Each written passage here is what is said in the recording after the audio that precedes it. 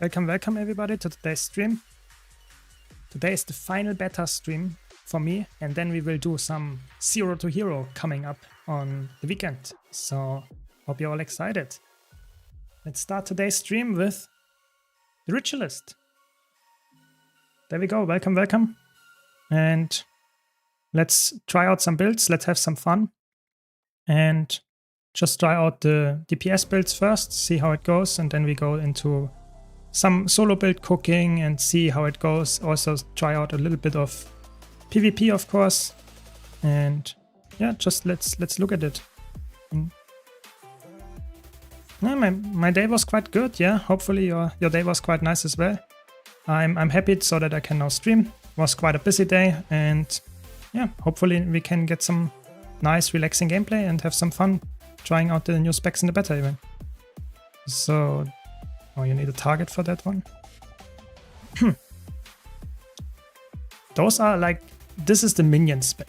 I'm not a big minion fan, I can tell you that much already, but it is definitely a spec that has some value in competitive modes and very much value in PvE if you play it correctly. The numbers, we will see that soon, are actually not that good. They are actually quite weak for DPS builds, but yeah, one thing after the other. So let's try it and start with some kind of PvE build and go from there.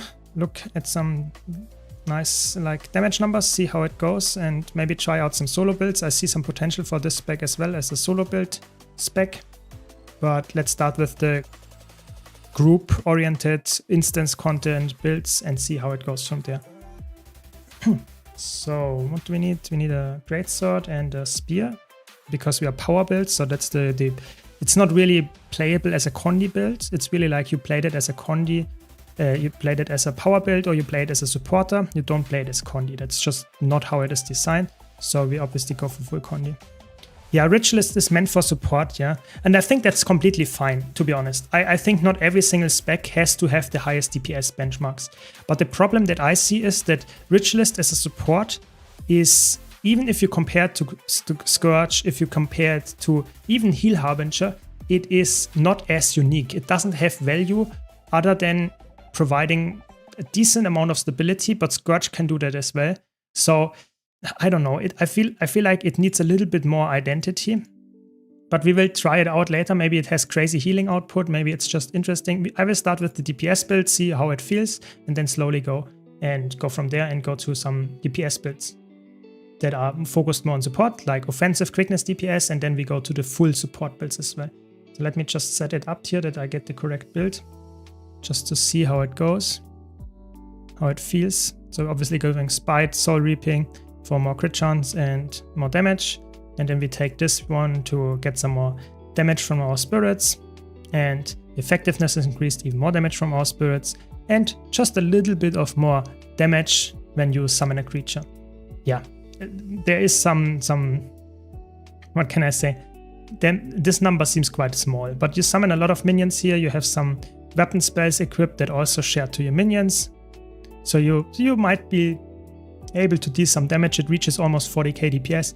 It's not the highest number if you compare it to the 60k of like Evoker, but I guess you take what you can get nowadays. And we will see how it fares after the expansion actually releases, because that will probably be quite a different number. But so force and accuracy, like classic here. And welcome Machiwawa, welcome.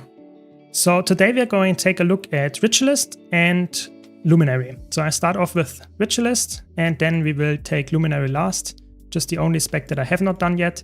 And I have to be honest, I think I can cook up some crazy builds with it. Doesn't mean they will work, but I can cook up some crazy builds. Ritualist is quite straightforward. There is not that much cooking involved, to be honest. I think there is quite clear path to what works, what doesn't work. But I will try them and see how they feel. You know, that's obviously always something that you want to do when you have a new spec, that you don't know how it works. Just try it out, have some fun, try out, press some buttons, see how they like, how the flow is, how the synergies are, and that kind of stuff. So that's what we're gonna do now. And later we will jump into PvP and try the very, very good like PvP build for Ritualist, which is really strong. Okay. Yeah, I think that's the setup. You summon all your minions, and then let's see how the damage goes. How it works.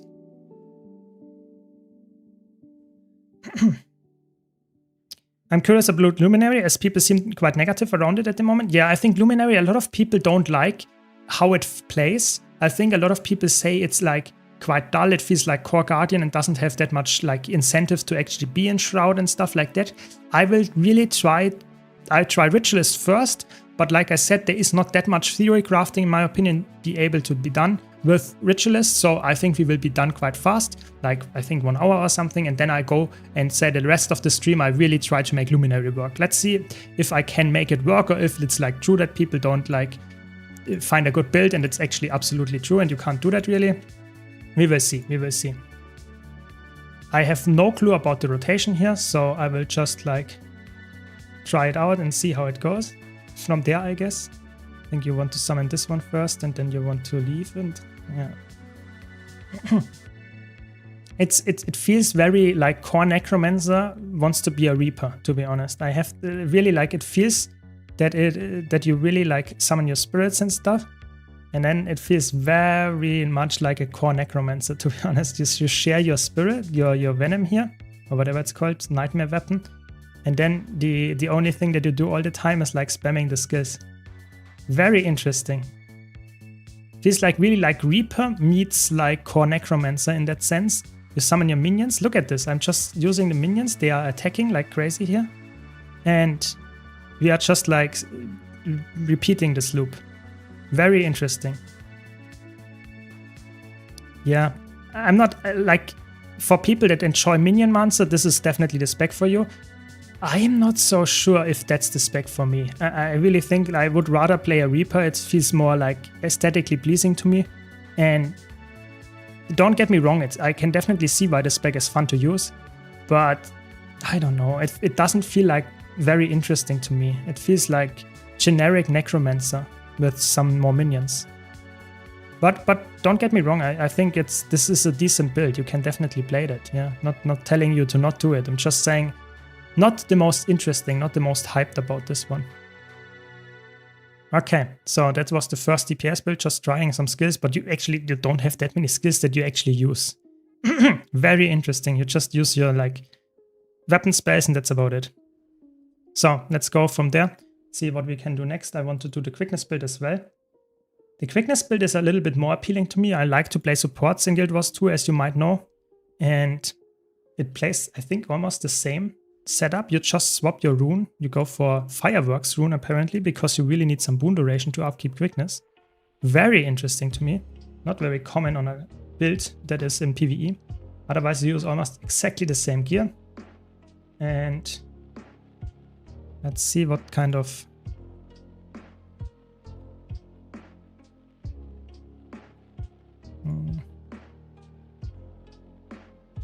so what kind of traits do we run? Almost exactly the same again. And you take different traits here. So this one is the same because those traits are not that interesting. This one is really fun in competitive modes, but in PvE it's obviously not that important. You don't need healing contact lenses, you have a healer for that. And this one is like, if you move a lot, maybe, but in most fights it's not really necessary. So it's really like those are not like too crazy. This is obviously a good trait, but other than that, I don't know. They are not really that important. This one is obviously the quickness trait. You have to take that one. Grant boons to nearby allies when you summon a spirit, and you get like almost 4 seconds of summon quickness, and you can do that quite frequently, especially if you run this trait, because you instantly recharge your first spirit that you use, and you can therefore get 4 spirits out per shrouds roughly, and that means that you can actually get the quickness permanently. That's the whole idea of the build. You have some might, some fury, some resolution on top of that, but yeah, and the first one is also some protection, and you also have some stability in there. So it's actually quite interesting. You actually provide a lot of value on a offensive supporter here. Let's see if we can, like, if it feels fun to play. Because I have to be honest, the DPS version was like, okay, 40k DPS on a Core Necromancer with some more spirits. Not my type of gameplay. I like to have some more active gameplay. But let's see, maybe I like this one here a little bit better. Oh wait, we have a different, we don't take this one, we take this. And otherwise it's the same setup. Okay, let's try it. Let's see how it goes. And probably something like that. And then summon. Summon and leave again. We have to wait a bit. That's the thing.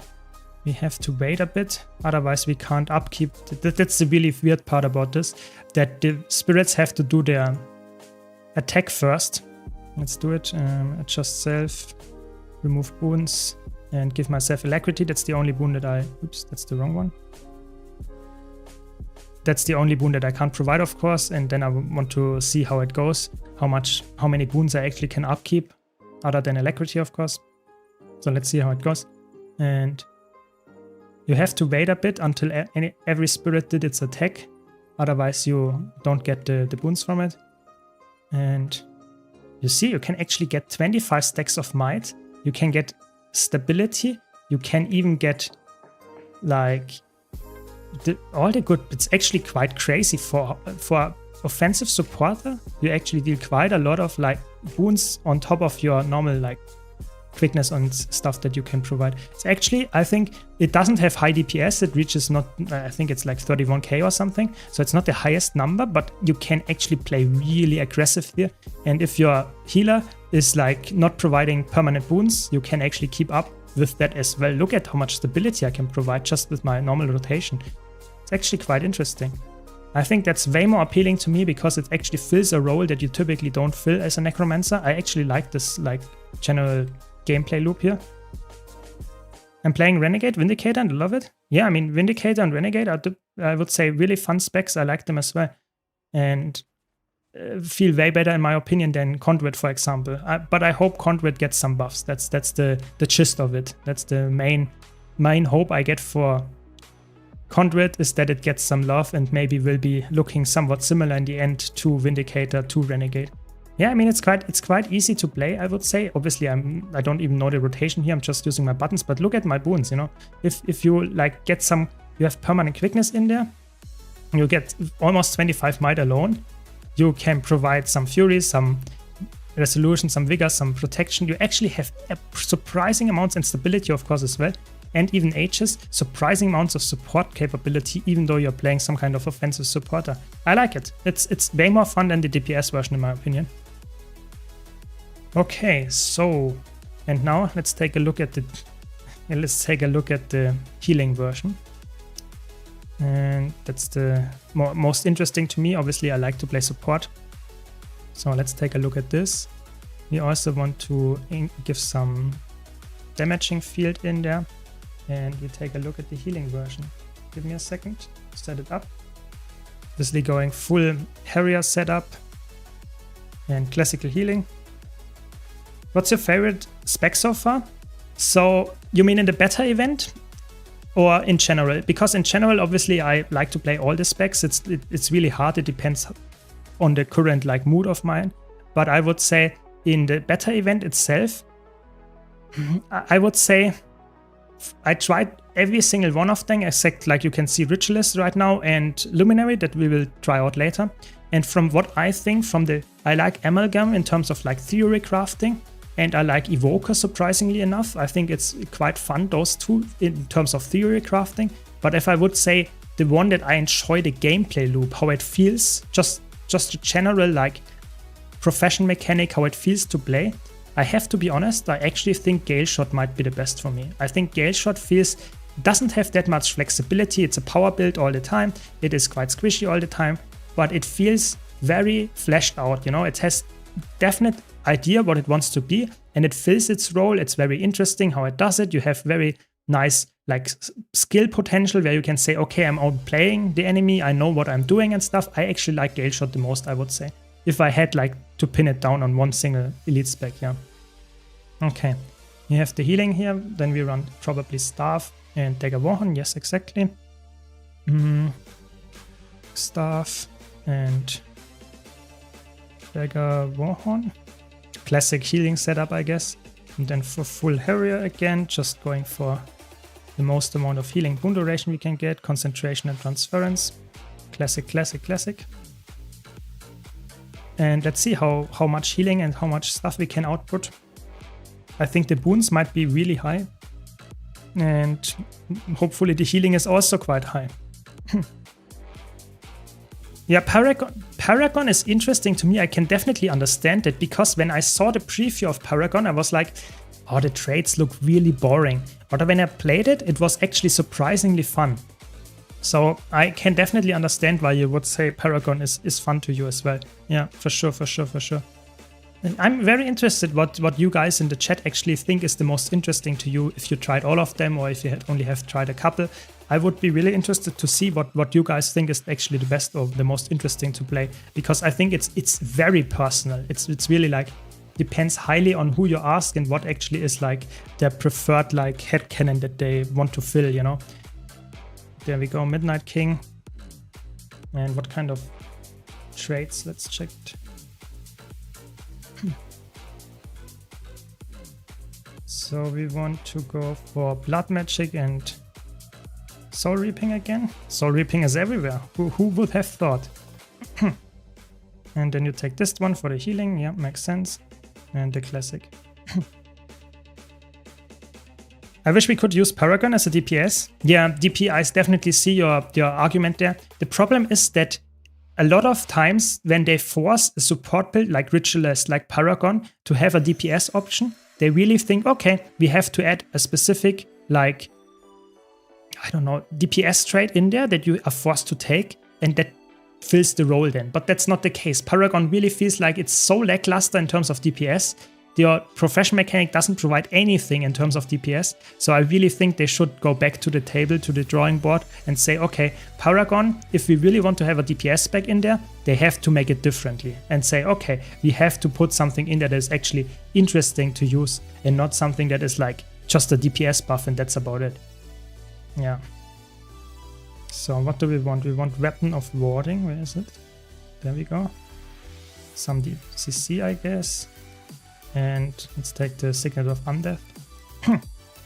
Gale Shot seems the most thought out to me and original. As a ref main, it saddens me to say I think Conduit needs the most changing, as it should just seem so dull. Yeah, I'm definitely with you there. I think Gale Shot might not be the most flexible spec, but the role and the class fantasy it wants to fill, I think it fills perfectly.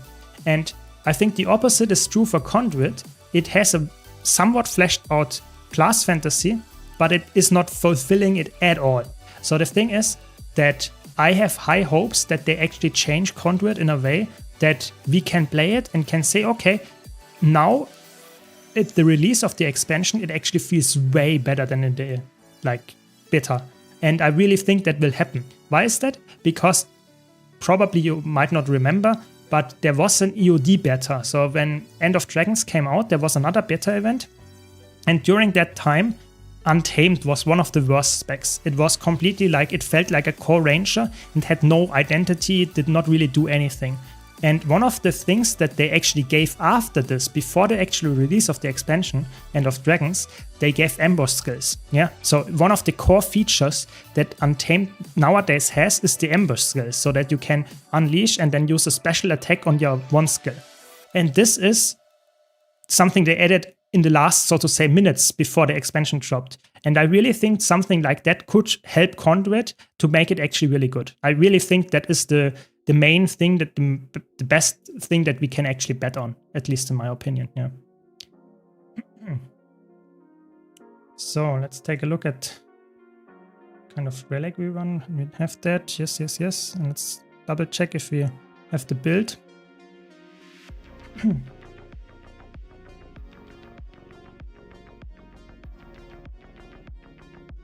So,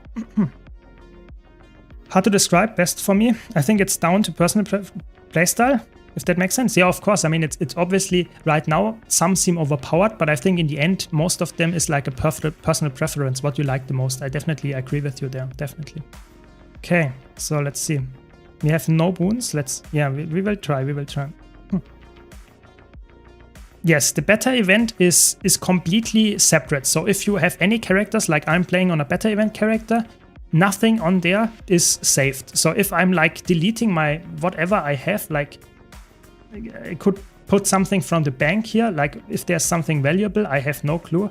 Like this, like Dawn, yeah. I have this Dawn here in the bank. It's a precursor, I can't sell it. but I can just delete it. It's really, it doesn't matter. I can just delete the Dawn here, and it has no effect. The beta is completely separate. I have not wasted my money right now. It's not important. Yeah. So it's really like, the beta is like completely separate. It will be done at, I think in 2 days it will end. That's about it, yeah. Some are very close to their core specs, which is fine, and some seem to diverge quite a lot. Yeah, that's definitely true. If they're going to make something DPS capable, do it properly and half-heartedly. Exactly. That was always my thing, that I would say it is, in my opinion, fine as a player that plays all classes if one specific elite spec fills a specific role and only fills this role. I think that's okay to me. The thing that I don't like is if you force a DPS build, a support build, and a hybrid build in each single elite spec, and it doesn't really fill the uniqueness of the class anymore. It's just something that you have to put in to have it put in.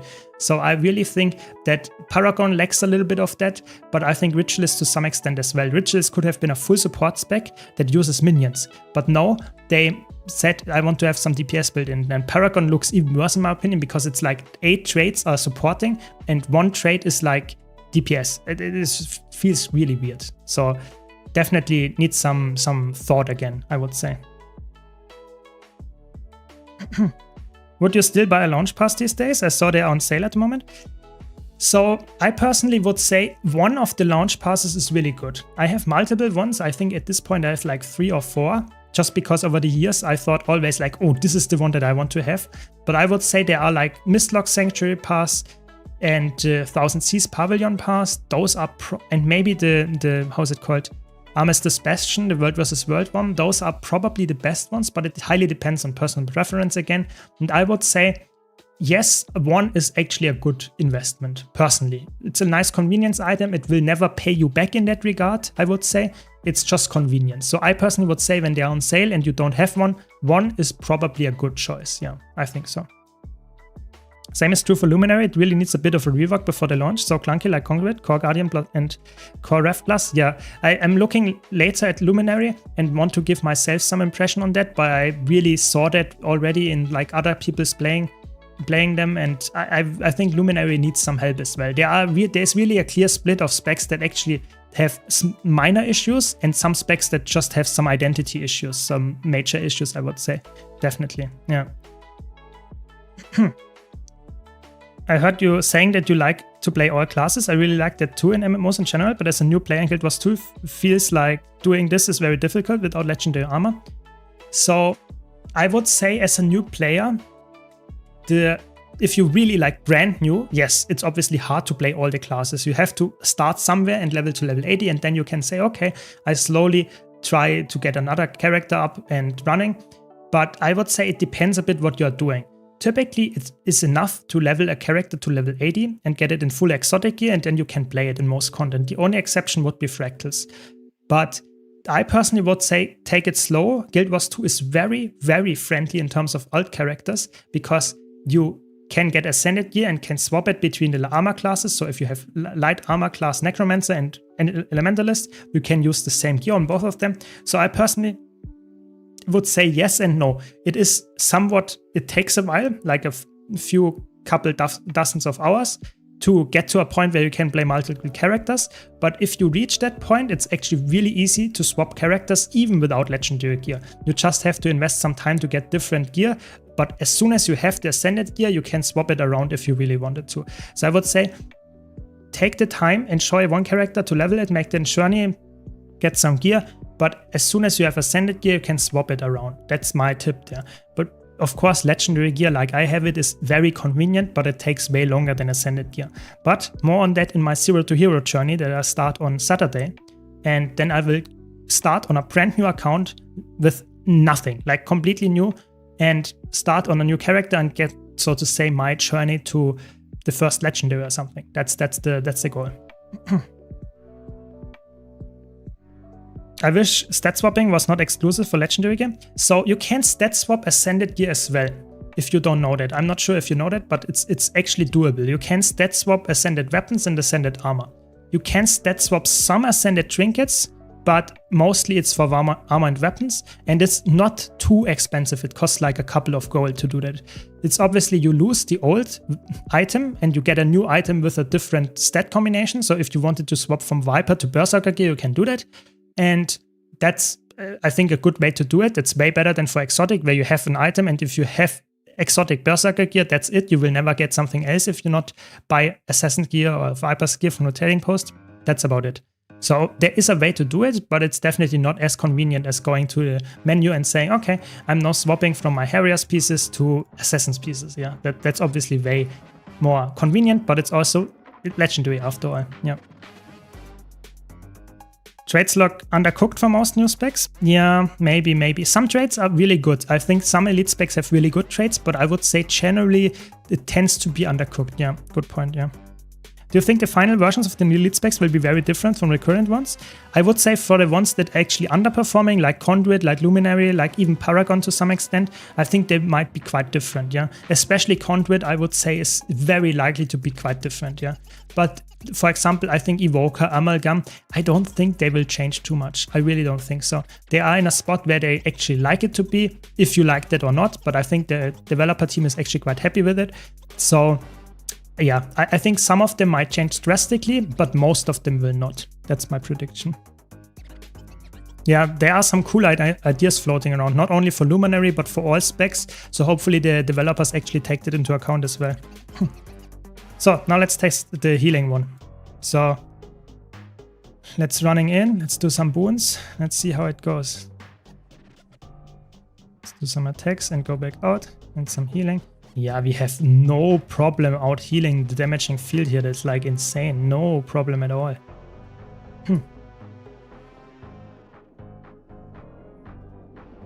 I mean, I don't have alacrity and I'm out healing that, so let's bump up the heat level a bit. Bump up the heat level a bit. Go to maximum damaging field and remove my boons and add some alacrity and see how it goes. I don't have healing food, so if you're wondering, just trying it now with this food here. And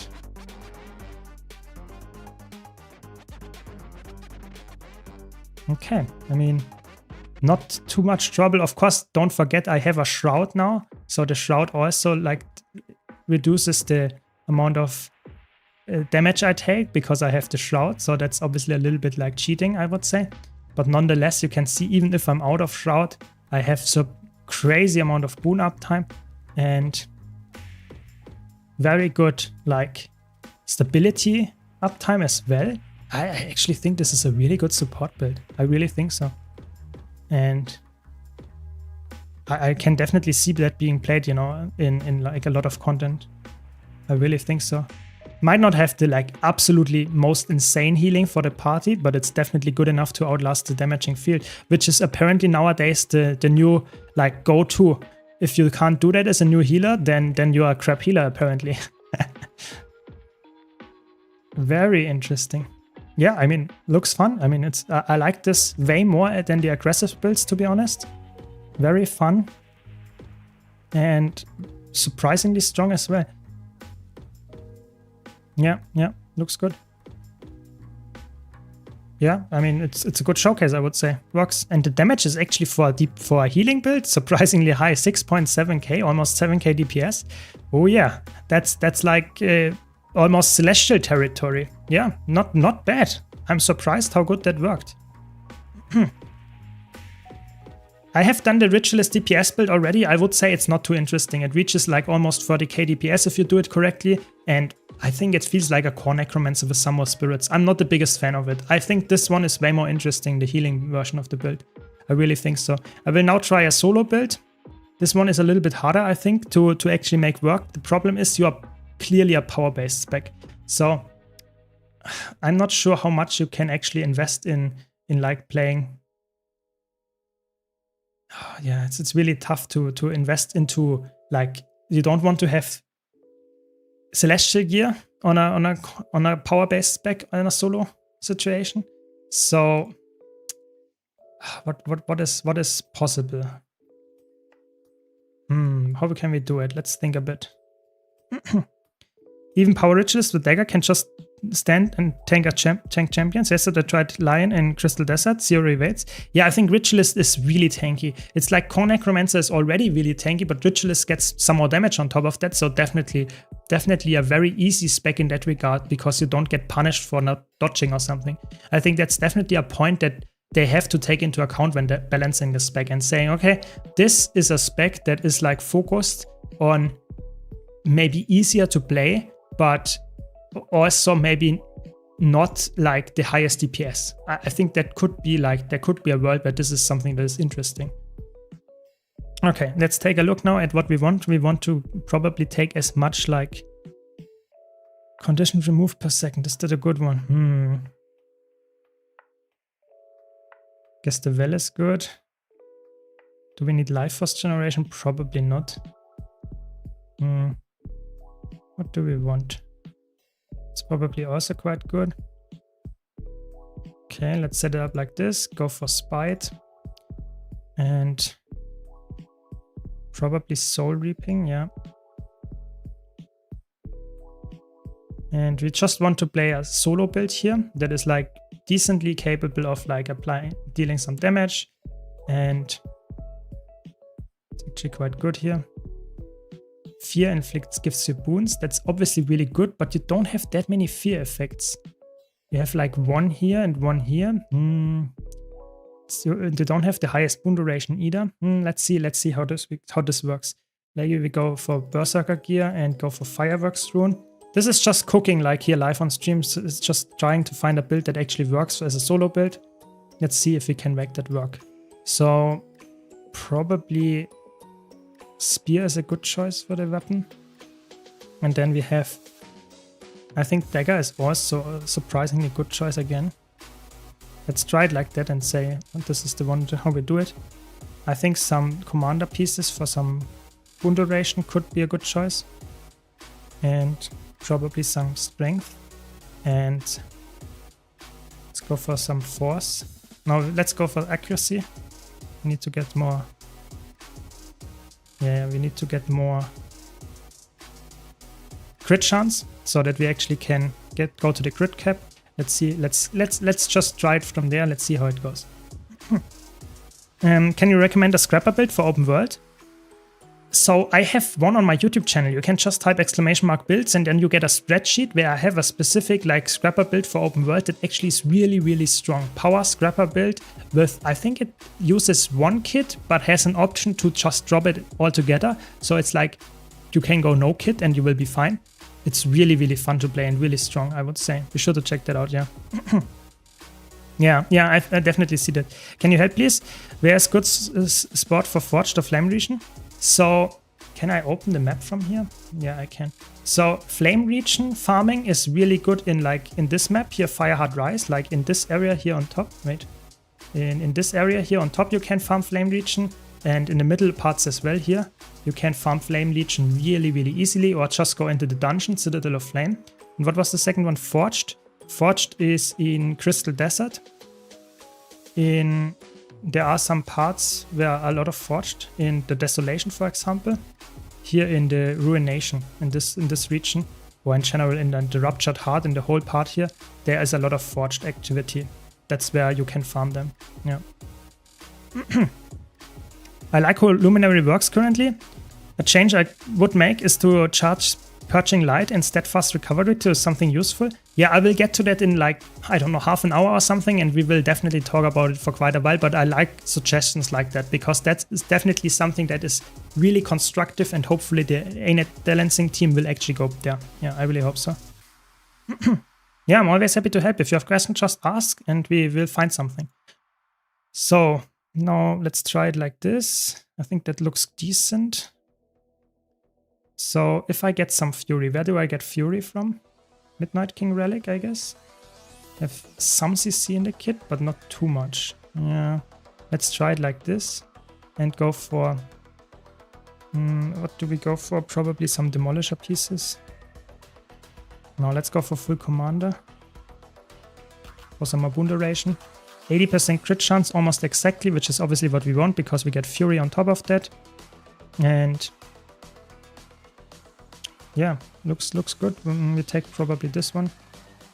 We'll just see how much damage we do and how much boons we have. That's the more important part here. So the boons look so holy shit. I was instantly at 25 stacks of might. So maybe I'm a little bit over eager to get this there. Yeah, I think that's looking surprisingly decent. The damage numbers could easily be higher, I have to be honest.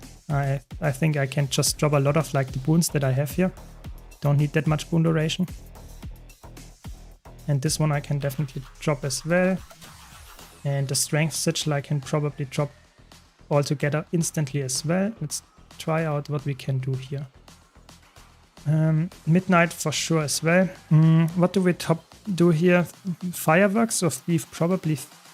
I mean, Sakiros is probably for the healing a little bit better. If you really need even more healing. Because you have Permanent Fury already. You can drop the strength thing and go for Force, I guess. Just for maximum amount of damage. And let's try to find a sweet spot here. Force. Is the dagger the best option? I'm not completely convinced there.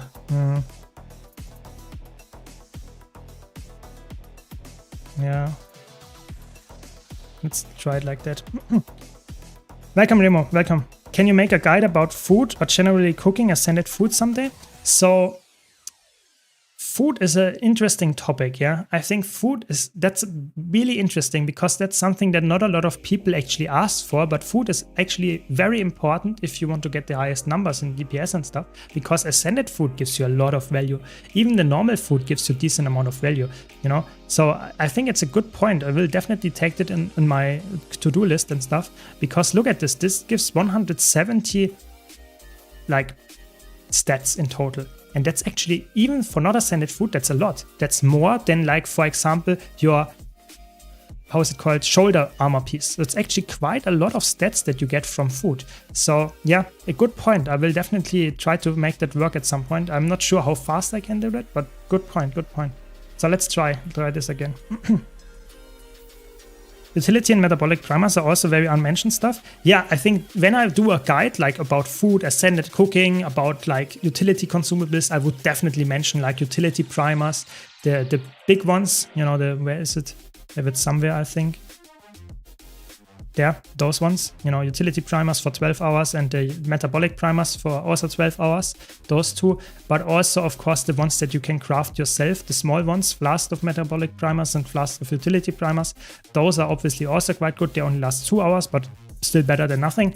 And then, of course, the normal food, like just normal utility consumables or ascended food. There's a lot of stuff to talk about. Good point, good catch. I will definitely try to make that work in the near future. Yeah. No, Tether Tank, Luminary is next. We will try just this build and then we will go into PvP and then we will go to Luminary. So probably half an hour or so and then we will go to Luminary. So I'm quite excited for that one. You know, Luminary, the opinions are like quite... Some people are really like saying, oh, it's really bad. Some people say it's surprisingly good. I will see what I think about it. Yeah, I can permanently upkeep quickness. My Fury uptime is also quite high on the solo build. It's actually, I would say... What? How did this miss? What? Standing Golem and it missed? Are you blind? What? That's insane to me. But you can see I actually have a lot of healing. No problem dealing with this mildly threatening, or not mildly, medium threatening field. I can just out-heal it very easily. The boons are actually... Ooh, they are actually quite up there. The DPS is obviously quite low, but that's like expected if you think that the normal DPS build here are also way worse on Ritualist. Yeah, I think this is a fun spec. If you want to have some more minions, this is the Minion Monster solo spec for sure. Nice, you have already 65% of Tyria map completion. Yeah, I mean, then you will get there. You will get there. Probably earlier than I will do that with my Zero to Hero account in the future. Birthday cake is better than Condi food and Condi Virtuoso. So the thing is, Condi Virtuoso is a weird spec because Condi Virtuoso is not a classical Condi build. So let's do a small like recap there.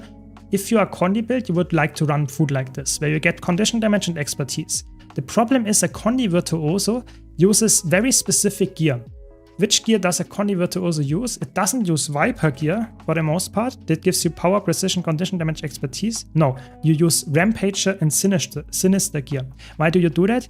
To cap your precision. You want to play a Condi build that gets 100% crit rate.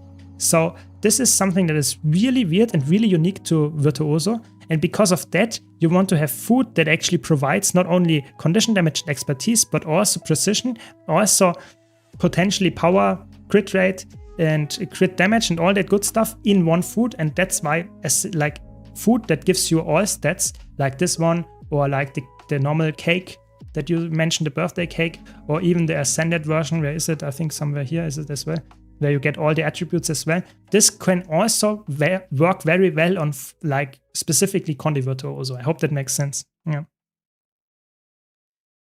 Yeah.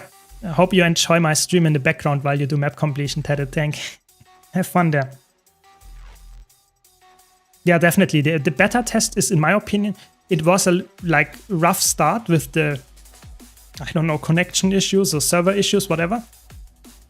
But the classes and the feedback they get is, I would say, quite valuable. So I'm also quite happy with the beta test, I would say.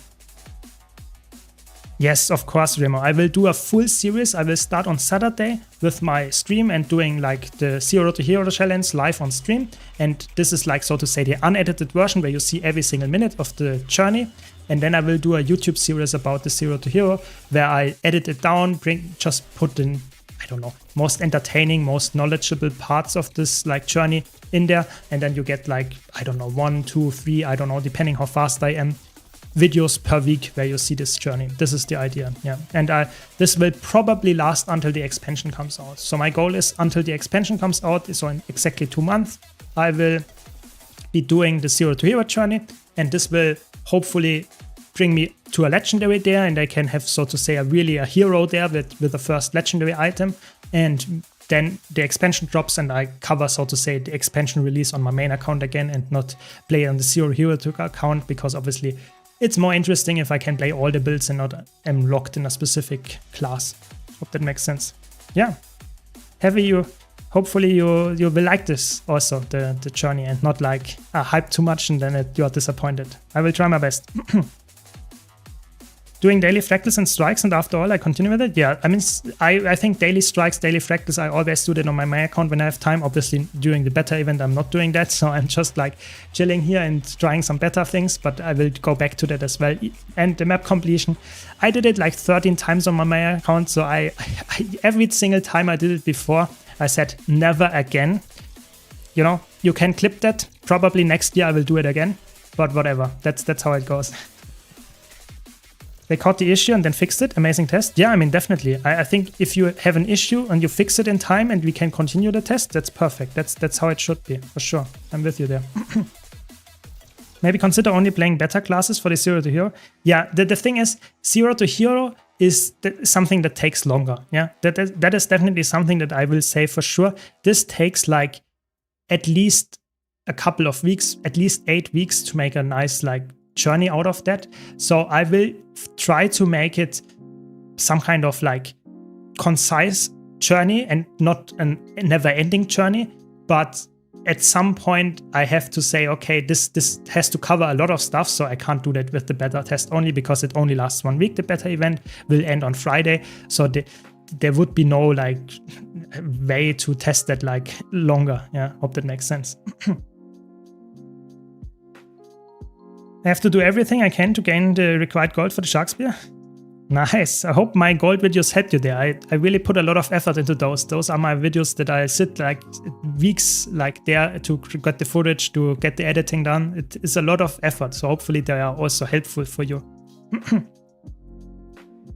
What class do you think will be your go for the Zero to Hero? So my idea was to play a class that is very flexible without having to change a lot of gear. And that's already like quite nailing it down. And my current suspect, what I will play is probably I will create 2 characters. One character I will play in PvP only, because that's something that I will do as well. You know, I will do a very efficient way of doing it. That doesn't mean it's the easiest way for every single player watching, but this is a way that I would recommend you to do it, or would say is the fastest way. I will set my Wizard's Vault to PvP. As a new player, you have a big problem getting all the PvE dailies and weeklies specifically done. That's just almost impossible. But if you set it to PvP or even World vs. World, you can just join in. You don't have to have a level character or whatever. Just play a bit. You have no clue what you're doing. If you want to have a challenge on something, this is a really easy way to do it. But of course, no big issue if you don't play PvP or World vs. World at all. You can just do the PvE. It might take a little bit longer. That's why I will do it in the 0 to Hero journey, because I'm somewhat on a tight schedule. I have 2 months to get to a legendary, so I want to get as much like Astral Acclaim as I can get. On PvP is like I play 50 minutes of PvP, get the daily, and play like a few matches in a week and get the weekly done. So I hope that makes sense. That's something that I will do. And the main character is, of course, the PvE character, where I do the map completion for the legendary, where I do obviously all my gold farming, and where I obviously level it as well. So there will be an interesting journey ahead, for sure. Welcome, MMOs. I have a quick question. I did the Soto Skyscale unlock a while ago. Can I still unlock the old masteries? And if so, how do I find them? So the thing is, yes, the old masteries are locked behind Path of Fire and then the Skyscale mode. So you have to have the specific, how's it called? Journal part of the Path of Fire. So Living World Season 4, Episode 6. So Dragonfall. There you can unlock the Skyscale, the old version. And in Soto, you get, so to say, the new version. If you have both of them, you have every single ability that it can do. If you only have the Soto or only the Path of Fire version, you have, so to say, a minor version of it, but it can still fly and stuff. So this is Living World Season 4. So you can purchase it in the gem store for 400 gems or something. It's really cheap. And then the Dragonfall map is the one that you have to get some collections going. How is it called? I have no clue. Maybe check the wiki.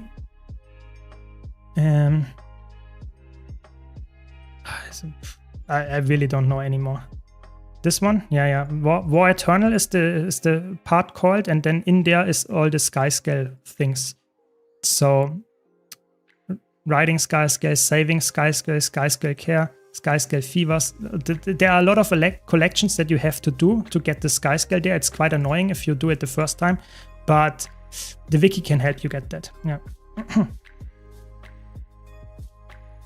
What ref build should I play in World vs. World when I will need to do that for Gift of Battle? It depends if you want to play like 50 versus 50, or if you want to play in like a small scale, or you want to roam around alone and say, okay, I will just flip the camps and that's about it. I don't want to engage with that many people.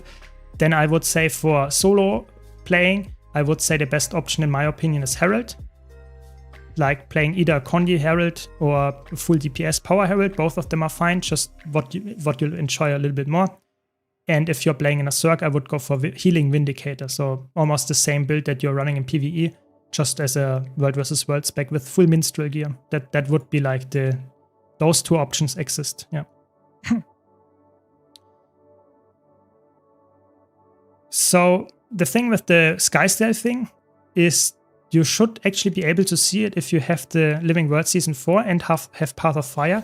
You can then get this, but maybe check out the wiki. The wiki always helps you with stuff like that. You know, I try to have as much knowledge as I can, but of course it's way harder to remember everything that I did, like, I don't know, 5 to 10 years ago when the Skyscale first released. So maybe check out the wiki. Maybe someone in chat actually knows what the thing is, how you can see the collection, how you can start it. But typically you have to complete the story instance where you get this Skyscale Living World Season 4 Episode 6 War Eternal. You have to complete the story in completion there, and then you get access to typically that's how it works. Yeah, exactly for Soto it's a new friend quest, but I think the person already has the Soto version. So we will see. Yeah, maybe I misunderstood, but I think that's how it works. I've seen many Heal Heralds around lately. Scepter, Shield Heralds, not Vindicators. What's the difference? Heal Herald is very easy to upkeep the boons, but it's, in my opinion, worse as a healer because it's very inflexible. That's why I would not really recommend playing Heal Herald. If you want to have really high healing and don't need any like reflect or anything, then you can easily go for it. But I personally would rather go for something that is a little bit like, I don't know, it's just something that you should play if you don't want to have as many button presses as, for example, a Vindicator had. But I think Vindicator is the superior choice. Yeah, 5 people here. That's actually quite intense. This build is so tanky, it's actually insane. This is crazy. Some support to my allies here. Help. You can also heal in Shroud with this one. So crazy. 3k heal in Shroud. Okay.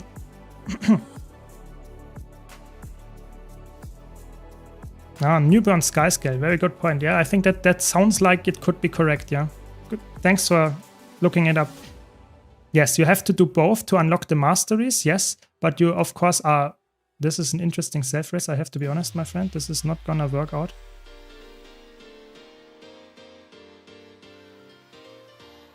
Ooh, we have another challenger approaches.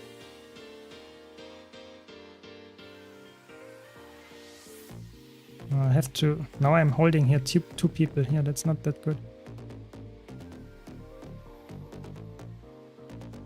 Okay. Another healing proc. I will catch up and check on chat in a little bit. Just want to make sure that I actually survive here and my team is like winning with no deaths. That's the idea here.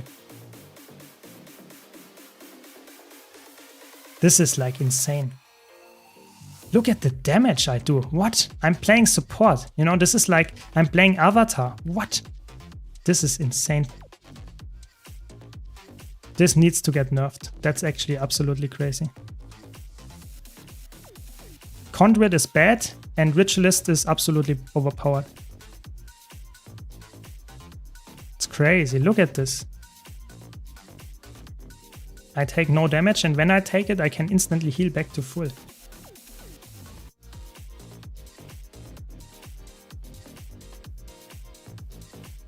Crazy spec. It looks way stronger in PvP than it actually looks in PvE, I have to be honest. It was fun as a support, don't get me wrong, but in like DPS, like, I don't know, DPS was bad. But now, this looks good. This looks good.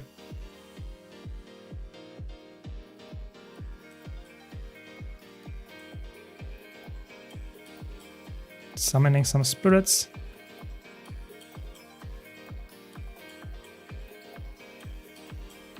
Okay. Maybe it's... Nah, I think this is not a very close match, to be honest.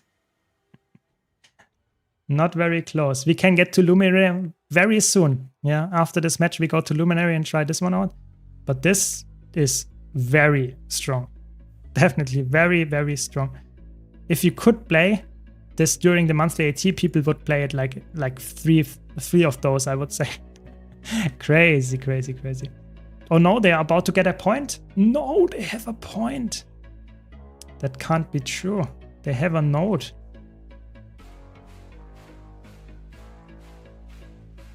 Now the Luminary is dead. Hopefully I will be happier and not die instantly as a Luminary.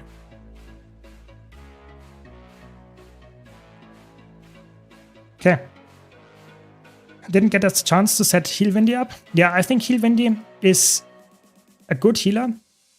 It is not an S tier healer like Chronomancer, but it's definitely a very, very capable healer. So if you like to heal on a Revenant, I think that's probably one of the best choices you have, because it provides you with good boons, with very good healing, and some nice utility in the kit as well. So I think it's worthwhile setting it up. But don't expect to outclass a Chronomancer. That's probably not going to happen. Chronomancer is just too strong for that. But I think that's probably also not something that you expected. Are you usually live this late? So typically I'm playing on... During the week, I'm typically playing that at this time, yes. Always between 8 PM and 11 PM my time, CEST. So Central European summertime, that's the typical time that I'm playing, yeah. So only on the weekends I'm playing early. That's the idea, yeah. Yeah, Ritualist is like, look at this, you know, I have like played this not a single match before, and it is completely destroying other players, yeah. So it's like absolutely, it's just disgusting, this spec. Definitely needs a nerf. I mean, I also have a good team, so my team is completely farming the enemy team, that much is for sure. But even without it, you know, I have so much like sustain because of the shroud, so much tankiness, it's crazy. Crazy. I'll need soon to find myself a go-to build for raids. I want to get the raid legendary armor right after I'm done with the shark spear. So my tip there for raids is choose the class or the elite spec, the build that you're the most comfortable with. Why is that? Because I think raids have, or in general, harder content in Guild Wars 2 and PvE has always the thing that you have to think about, okay, I have to play a new encounter, have to learn it, and if I have a hard, challenging build to some extent, then I'm like not completely concentrated on the build, and the build will not perform that well. So always choose the build that you're the most comfortable with, that you have the like biggest like probability to succeed in a hard fight where you can't concentrate on your rotation. So if you enjoy playing a healer, go for Heal Windy, or even Heal Herald, because that's even easier to play, but might be a little bit worse in most situations. Or if you want to play a DPS build, go for Vindicator, go for even like Condi Renegade. There are so many options, but choose the build that you actually enjoy, that you think is like the most convenient for you to use, and then you will probably succeed and learn the raid. That's my tip there. Okay, so let's try the Power Luminary. See how it goes. Yeah, that was completely unfair. That was like not a good showcase of the PvP build, to be honest. But I mean, what can you do? Sometimes unranked matches are just very, very unbalanced. Just how it goes. Yeah, exactly. The less you need to stare at the skill bar, the better. That's like true for almost any situation in Guild Wars 2, but especially true in like learning a new raid fight. This is the spin. This is the... Okay. Ah, that's the jump, exactly. Okay, just learning some skills, seeing how it looks, how it feels, and setting it up so that I can do something here. And it's just trying some builds here and just seeing how it feels. For now, it feels like the Shroud. With quickness, it's actually quite fast. I like the Force skill, actually. Force skill is fun for mobility reasons. This is just damage. And then you have a very long cooldown.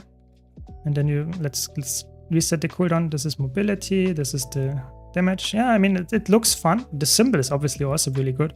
You have a symbol in your Shroud, so you have even more symbols that you can proc. That's quite cool. What is this? This is the healing skill. The symbol is from a trait. It's the stun break. It's the barrier and damage. That's probably really strong in competitive modes. It's crazy. This is good. Stability is always good. This is a really cool skill. The animation looks quite cool. Yeah, they have... It's a nice, like, looking spec. Is it, like, strong? I think the damage numbers are quite strong. It reaches 47k DPS or something, so yeah. Okay, so let's go for some power DPS build. I want to play healer support in PvP, but I'm not good with fields and finishers. So I would say they are nowadays not as important as they were before. So finishers, healing especially, is really like water fields, and some builds don't even have water fields. So it's like, it was way more important than in earlier time of Guild Wars 2. It is not that important anymore. So yes, of course, if you want to be a really good healer, you should know about them. But if you are learning, then it's not the most important thing. So don't sweat too much about it. I really can't stress that enough. Your normal healing skills have so much potency, even in PvP, that you don't really need to do that. Yeah. Okay, we have to go for full dragon. Okay, full dragon. That's what we do. And then full berserker with dragon hunter. Okay. just like trying it out. I'm not going for the benchmark here, just trying to get the build set up correctly. Is there any build for Mesmer that's on par or stronger than Staff Mirage for open world? So if you're playing like solo in open world, I would say Condition Chronomancer is probably better than Staff Mirage, yeah. Why is that? Because the Condition Chronomancer has way more damage output. So if you are willing to play something that is a little bit more challenging than Staff Mirage, I think Condition Chronomancer, you can check it out by typing !builds in the chat, and then you find it there in my spreadsheet. It's really good. I can highly recommend it. Really fun to play and also quite like very survivable. Yeah, and I like it a lot, but it might not be for you, but you should try it out definitely, or at least watch the video and see if you like the gameplay of it. That's my tip that I can give there. So let's set this up here as well. Yes, I'm trying it now for the first time, Luminary, and let's see how it goes and how it feels, how the damage looks, how just the class mechanic works in like on the golem. Okay, and then we have to copy the build. Of course, we go Radiance, Seal, Luminary. Good, very good. Just full damage. Who would have thought? Yeah, very much resolution, more damage, more damage, more damage. And then here, Light Aura when you use a healing skill. Radiant Weapon gives you a damage buff, okay. And then you explode the Light Aura and do some damage. Yeah, I mean, that's the idea of the whole build. Not too special. Use, of course, Litany of Wrath. Then use the Power Signet. And this, and this. Okay, let's see how it goes. I'm very interested with the Gale Shot. Well, of course, main weapon would be Longbow, but I don't know for the second one, maybe Greatsword. Yeah, I think that I think roaming with a Greatsword and a Longbow is a good choice. I'm not sure if it's like the most optimal choice. I really like to run Sword and Warhorn or something like that, so that you have more mobility than with the Greatsword and more blast or leap finishers rather. So that's why I would probably drop the Greatsword for Sword Warhorn or Sword Mace. Maybe Sword Mace is the most optimal choice because you have some Condic Lens and some Berry on the Mace. So that would be my choice. Maybe Longbow, Sword, Mace, and then of course the Gale Shot Bow or something. I think that looks like a very promising build for roaming, for sure. I will try it when the expansion launches, because I just can't fit every single build in every single game mode on every single elite spec that comes. That's just too much for a week. I tried all of them right now, trying the last one. But yeah, I think that looks like a promising build series. Yeah, for sure. If you're on YouTube and you're watching my stream then there are no commands there. That doesn't work, but you can just scroll down in the description of the YouTube stream. There is the link as well. Just in the description box, there is a link to the whole spreadsheet of all the builds, so you can just see it there, Alexander. I think Sword X is really good in PvE. You're right there, Machiwara. I think in competitive modes, I would not run X offhand because it roots you in place. Yes, you deal a lot of damage, but it roots you in place. So that means that you typically, if you get like range damage on you or you just get melee damage from someone else, you are just very easy to kill because of the rooting. But in PvE, it's really good for sure. What's your favorite so far? I would say Gale Shot looks the best from my personal taste of how it plays, but I think like Evoker, I like Amalgam, I even like Troubadour, surprisingly enough. There are, I think, a lot of them that are actually surprisingly fun to use. Not all of them are like very crazy good, but let's see how the rotation goes. It's probably not that easy, yeah? Let's just test let's try some damaging buttons.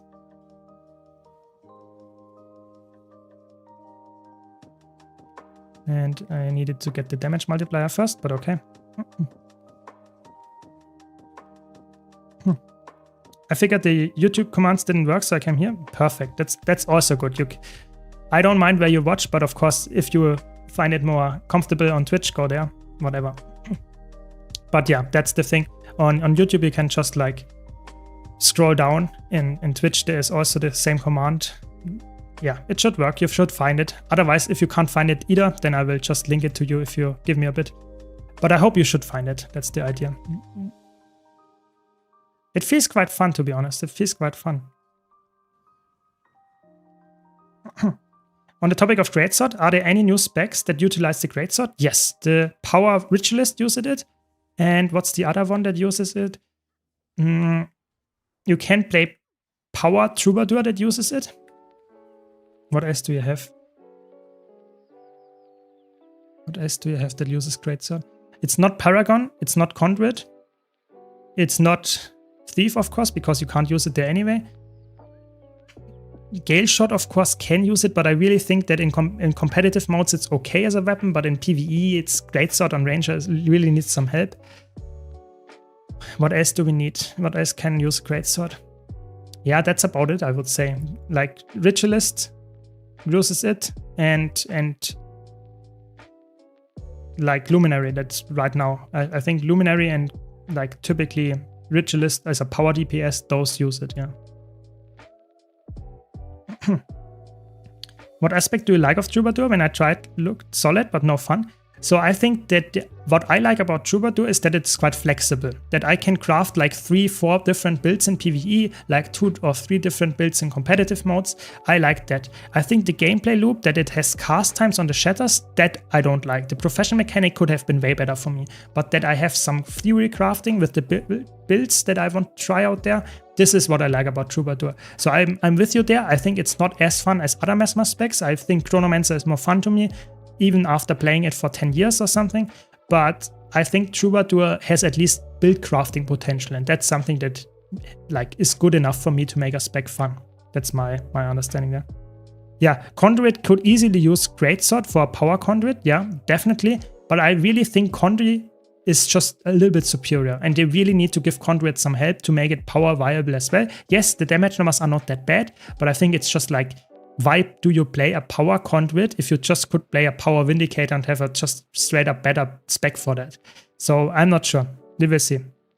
Yeah, exactly. Greatsword for Ranger is just in PvE, it's like completely worthless. And even competitive modes, it's like, it needs a little bit of buffs, I think. It's really a weapon that is not as good as it could be. Yeah, exactly. Yeah, exactly. Troubadour as a DPS build, power DPS, uses actually Greatsword. It's really strong. Troubadour is like a very flexible spec, and you can see you can use a Greatsword there. So it's really cool. I like that. Yeah, good point there, Todd. No, the YouTube chat should work. Yeah, should work. So let's try it one more time, and then we go to the Elect DPS variant, because this is also quite fun, to be honest. Because this, you can just run the Elect DPS variant, and you will have the same gear that you can use there, which is always a good thing.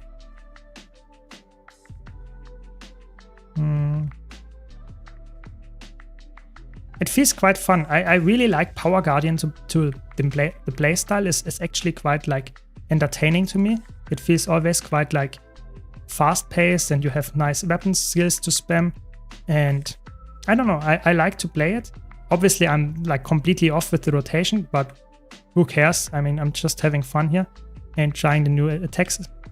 Yeah, but they look quite fun. The Relic of the Claw as well.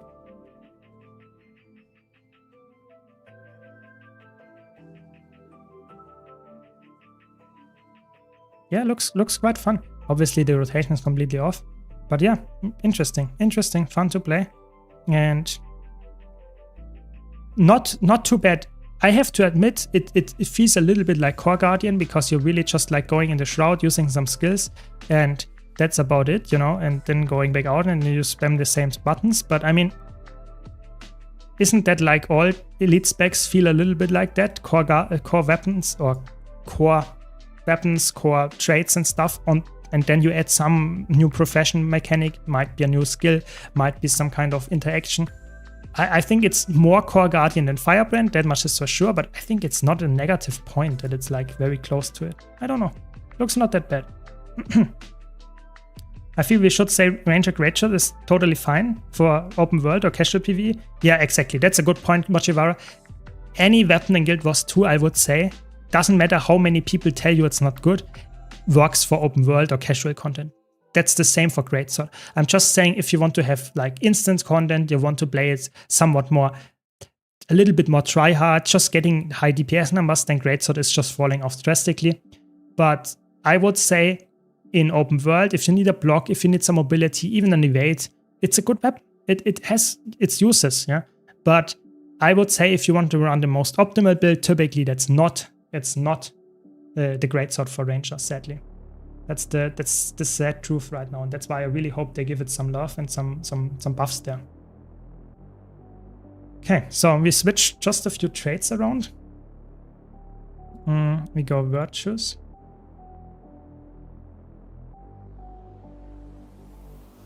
And we go full assassin's pieces, I guess. Okay. We want to go to 100% crit rate. And then we can try and see how it goes here.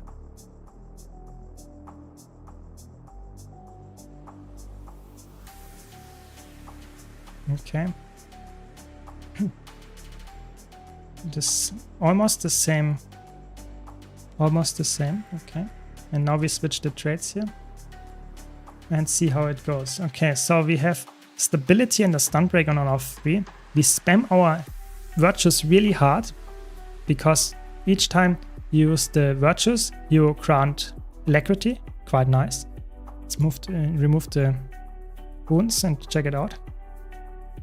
You see, I get a lot of alacrity from that. And then when I use my weapon equips, then I reset my cooldowns of the virtues, so I can spam them more often. Really fun interactions, really spammy build, but looks quite fun to be honest. And the alacrity uptime should be really strong on this build. Interesting. Yeah, exactly. It looks like it. Yeah, Ascension is a really nice legendary. I think it's one of my first like legendary trinkets that I got, and it's still one of the ones that I'll actually equip sometimes because it's a nice backpack. I agree. It's not for everyone, but I really think it's worthwhile getting for sure. Okay, so and what else do we have here in the traits?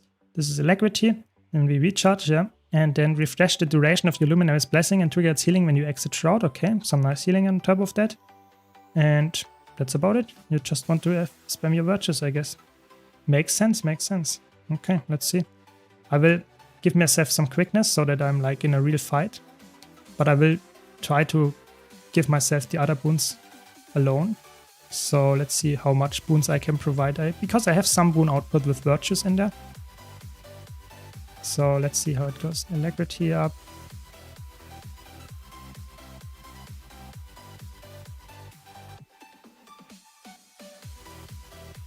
Okay. Do you equip all of them? Maybe. Have to check that again. But yeah, I mean, it's definitely fun to play, I have to be honest. Looks very fun to play. Just spamming my attacks, seeing how it works. Looks fun. I like it. It's obviously, I have to agree with the people that said this feels like a little bit boring. Maybe, yeah, but I think the DPS variant looks way less interesting than the alacrity variant, because in the alacrity variant you actually equip all the things in the Shroud and you actually want to use them. So I don't know, I think it doesn't look like too bad. But now let's test the more interesting stuff. We go to the healing one, you know. The healing one is also quite fun because it actually exists. There is a healing luminary build and it's, I think, not too bad. It doesn't look too bad. Because you can actually provide a lot of damage reduction, you get a lot of healing passively on for your allies. It looks quite good, yeah. Yeah, the animation is a little bit like, I'm not the biggest fan of some of the animations. So this one is quite slow, this one is okay. Then you use the jump, which is obviously nice for repositioning, but I don't know. It feels like it could have been better, yeah. I'm definitely with you there. I think the animations are, even with quickness, not the fastest. And on a fast-paced spec like Guardian, I think it is a little bit annoying to use. But I don't know. I think they could just reduce the cast times and you would be actually quite good with it. Yeah, I think it's people are a little bit exaggerating how bad the spec is. I think it might be a bit dull. That is like something that you could agree on, that it's not too interesting having a Shroud that you just say, okay, that's the only thing that is like new here. But in my opinion, it works surprisingly well. It's good and it does high damage and it's somewhat interesting, fast-paced. Could be worse. I think it could be worse.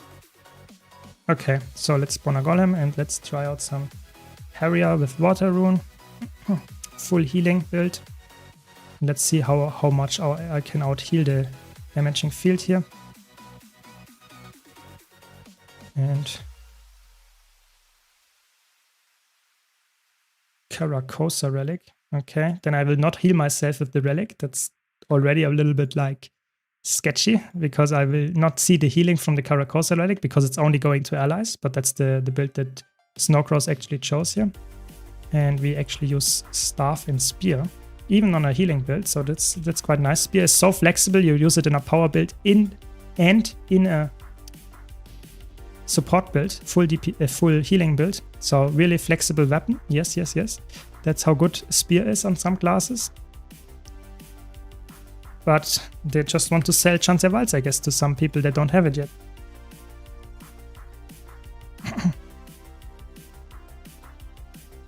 So, Harrier pieces here, and then we should be good. Let's see how the boon duration is looking. Yep, looks good.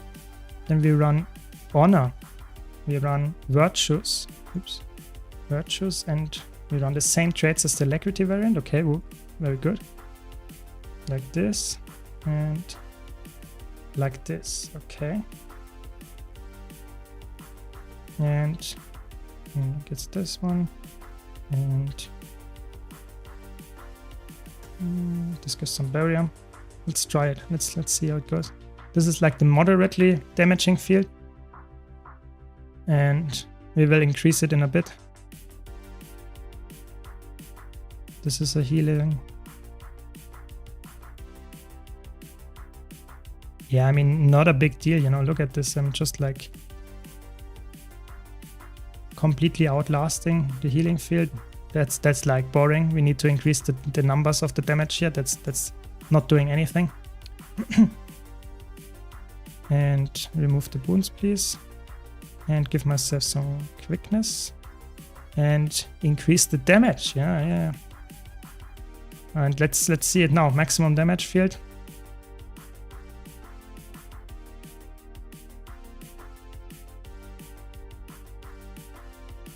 You can't cast this. It's a little bit sad that you can't cast this, but it's okay. I mean, looks quite potent, I have to be honest. Look at the boon output is also there. It's actually for Healing Guardian. Good boon output with just a few button presses, to be honest. I think this is surprisingly good. I really think so. I think the healing variant, people said it's not possible to run a healer here, but I think it is. I really think it is. Yeah, I think it works. It works surprisingly well. I really think so. Look at this. We can also bring a lot of utility slots are completely free. And yeah, I don't know. I think this works as a healer for sure. For sure. They definitely confirmed how many and stuff, but I don't think any in-game stuff was shown. So I think they confirmed with the legendaries that we will get 2 at release, and then over the next 3 updates, we will get 4 more. And we know we get 3 weapons. We know we get 1 ring. We get 1 accessory. And what was the last? The Aqua Breeder. So this is what the weapons, how it looks. But in my opinion, they should showcase at least 1 of them or 2 of them so that we can get hyped up. But we currently don't have any information on that. So yeah, I'm hoping for some more information on the expansion after the beta event at some point anyway. Because I think that would be cool to hype the players up for the expansion and not say, okay, the beta event is over, now you have to wait 2 months. That's a little bit, that would be boring. But yeah, I guess that's still okay. Still okay. So we will run the same setup here for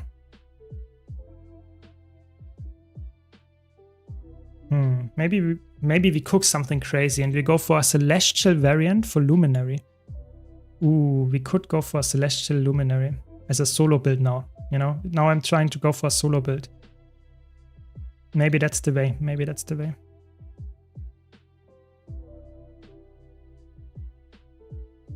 But I don't have that much burning access. That's the problem. This is important. This is important.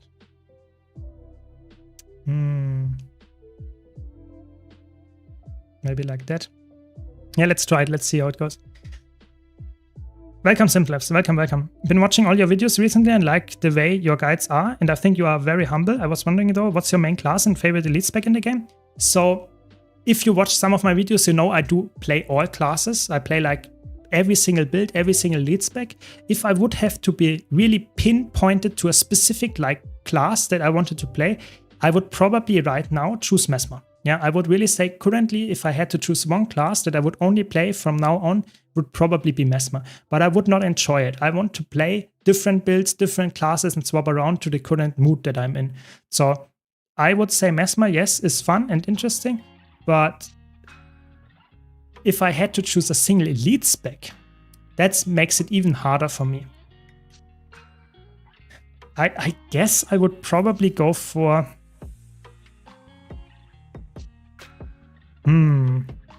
Yeah, I would probably go for Chronomancer. Yeah, I think Chronomancer is for me one of the most like nostalgic specs. I like to play it. It's fun to play. It's very flexible. Has good skill potential, high skill ceiling. I think it's one of the most fun specs. But if I have to be honest, I think Weaver is probably superior than Chronomancer. I think Weaver is one of the coolest specs ever designed. Sadly, in the current state of the game, it's not the best how it is just currently in all game modes, but I think from the design perspective, I think Weaver is amazing. It's so cool. It's so good. Like some kind of battle mage that weaves the elements. Oh, so good. So good.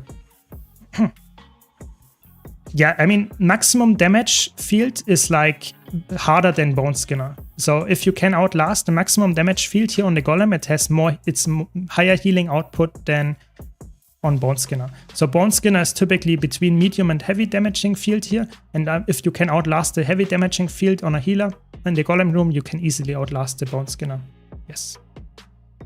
Yes, I have done Ritualist just before Luminary here on stream, and I would say it's fun, it's not too bad, but it's also not my favorite one. It is really strong in PvP though, so I've tried it in PvP, it was actually absolutely obnoxious, but I will do a YouTube video summarizing my thoughts on Ritualist in a concise way very soon. Probably coming out tomorrow, or the day after tomorrow, we will see. Yeah, definitely. There is a really nice grind at the beginning of the expansion because of the new legendaries. 2 legendaries at launch. That's perfect. I will grind like crazy going for them. I hope it's something that I don't have yet. Obviously, that's only the Aqua Breeder. So I would hope that it's the Aqua Breeder. But maybe they will hold us a little bit longer and say the suspense is there and we will get it with the next update. But I hope it's actually in the first one. I really hope so. You thought about it, but you already knew it was Chrono? Yeah, it's true. It's the thing is, I always think, is it just because I play it so often that I actually enjoy it? Or is it the other way around, that I really enjoy it and that's why I play it so often? But I think it's a mix between those two. I think it's just so strong right now and it feels so satisfying carrying your groups that I actually have like no like reason to say I would not play Chronomancer. I hope that makes sense. Yeah. But yeah, maybe that changes with the expansion. I like to try something new, and I think actually the new elite specs will be the things that I play when the expansion launches. So I will probably not play Chrono all the time. I will probably play Troubadour. I will play like, I don't know, Evoker. I will play Gale Shot, all that good stuff. I will probably switch quite a lot and not play the old specs in the first few weeks. So don't worry about that. Yeah. Welcome, final one. Welcome. I'm good. Hope you're doing fine as well. And just trying the last elite spec that I haven't tried yet. So I'm cooking some solo build currently for Luminary. Let's see if I can make it work. But yeah, will be interesting. It's definitely, I'm trying a Celestial Luminary. I'm not sure if the spec is made for that. Let's see. We need to run this. And this is good. And then what else do we want? This is surprisingly good. Yeah, let's do it like this. And probably run a scepter. No, we want a pistol. Pistol. Pistol, there we go. And another pistol. And then probably an axe and a torch. Yes, that's how I would go with it. and then Celestial, of course, and then Torment.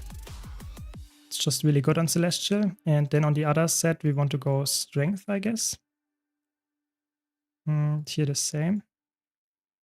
And let's try it like that. Give me a second, I will just do this and then I will catch up on chat. I can't let go of my Revenant, even with the wonky energy mechanics. I think Revenant is really fun. I agree. I would say if the power level of it would be a little bit higher, I would play Revenant a lot. Back in like, I don't know, like let's say 8 years ago, I was like maining Revenant. I really was. It was so fun. I played a lot of Revenant all the time, Herald specifically, but it just got nerfed and nerfed and nerfed. So now I'm not really the biggest fan of it anymore just because the power level is so low. But I like the class design. It's really fun for sure. How do I get better at Power Virtuoso? Just trying to nail the rotation. Like really go to the golem, try to press down the buttons faster, try to memorize it, get some muscle memory. It's really like all about practice. That's the only thing that I can give you. Welcome, Snipe. Welcome, welcome. Yes, I'm just going over the last elite spec for the beta. I went over all of them on stream. This is Luminary and this is the last one. So this is, I just started. I tried out the group builds. Now I'm trying to find a solo build and later I will go in PvP and try some stuff there as well. Yeah, maybe Underwater Fractal is coming. maybe we get a new Fractal, but I think it's very likely that we get some underwater content, but most of it will be on land. And especially the instant content will be on land. I really think so. I think the Aqua Breeder will be unlocked for all professions. I think it will probably be one legendary that has, like, so to say, fills the slot. I think you are right. There is a heavy one, a light one, and a medium one. But I think, to be honest, they will make one design for it, and you will probably unlock it like the relic for all specific armor weights. I think that could be some big gold grind to say it's only for heavy, only for medium, only for a light.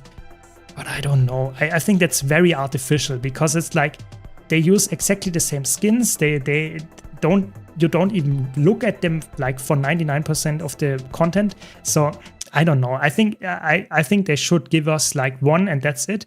But maybe they want us to grind for crazy long times and you get heavy, light, and medium. Who knows? Who knows? Yeah. Yeah, for me it's the same. I have like so many legendaries. Every single slot is filled with legendary, multiple times even. But Aqua Breeder, you know, it's just the Aqua Breeder. I even have the legendary rune, the 7th. I just need the Aqua Breeder to actually put it in. Yeah, I'm with you there, definitely. Hopefully they will give us very, very soon. That would be my hope there. Okay, let's try it with, I guess, Fractal Relic. Okay, let's try it like this. Let's see how it goes. Probably not that well, but we will see. Just struggling a bit with eating in the lean bulk after losing 14 kilogram. Oh, that's a lot. Need to be ready to cosplay Paragon for reals. Nice, very good. That I will be looking forward to that. That sounds good. You know, cosplay as a Paragon. Yeah, very like crazy lean guy, very fit, very good. Good idea. Maybe I should do that as well, you know. But I guess I will just do more YouTube content instead and do some gaming. That's the way that I do it, I guess.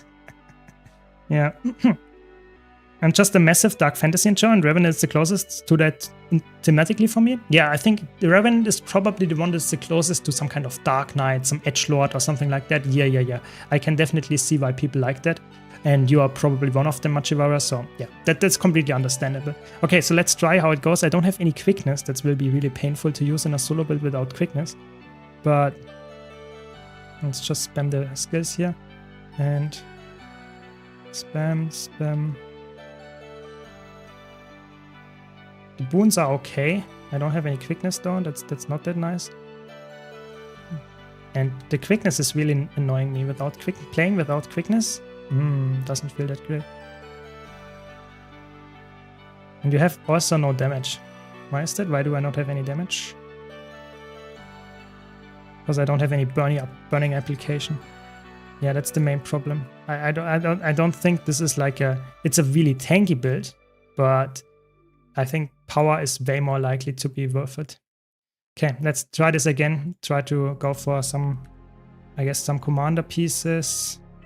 And Fireworks rune, and then we go some, I guess some Demolisher pieces in there maybe, or just full Berserker. I guess full Berserker is fine. And I guess again, Great Sword, Spear, Condi, Scratch. Let's go to power here. That's how fast it goes. Marauder for some crit chance, some accuracy, and I guess some strength. Yeah, I think that's the way to do it. Very good. And let's see. And then of course Sakura's Relic for some healing, just that it's realistic. And then we need to think about how we can actually get the Fury up to see how much Fury we have and uptime. This one gives me Fury. I have currently 87%, so I need more crit chance.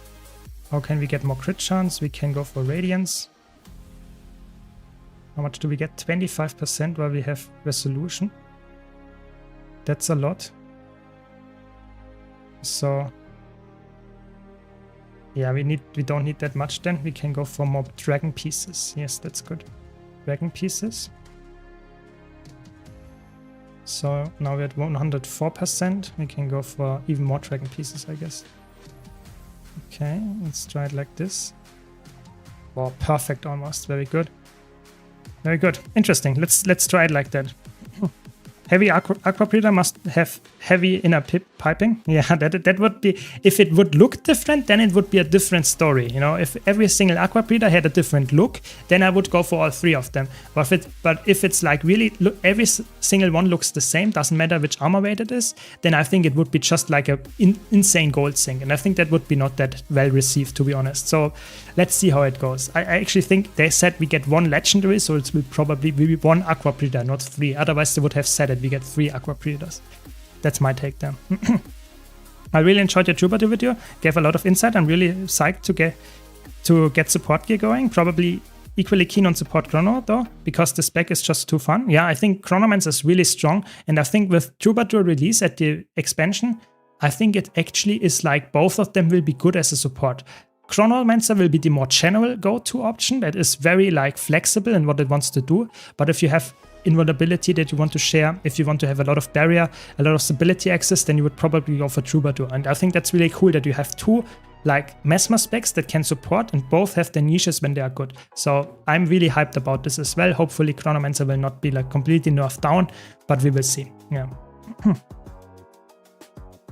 Yeah, I mean, it makes sense that a tank. I mean, that's probably why a lot of people chose Revenant, because it's like, so to say, the Dark Guardian to some extent, yeah? It feels like a warrior that uses some kind of magic a bit, and is really like to some kind of Dark Knight feeling, something just dark, but not too much away from some kind of heavy armor class, yeah? I think that's good. It's like the opposite of a Guardian to some extent.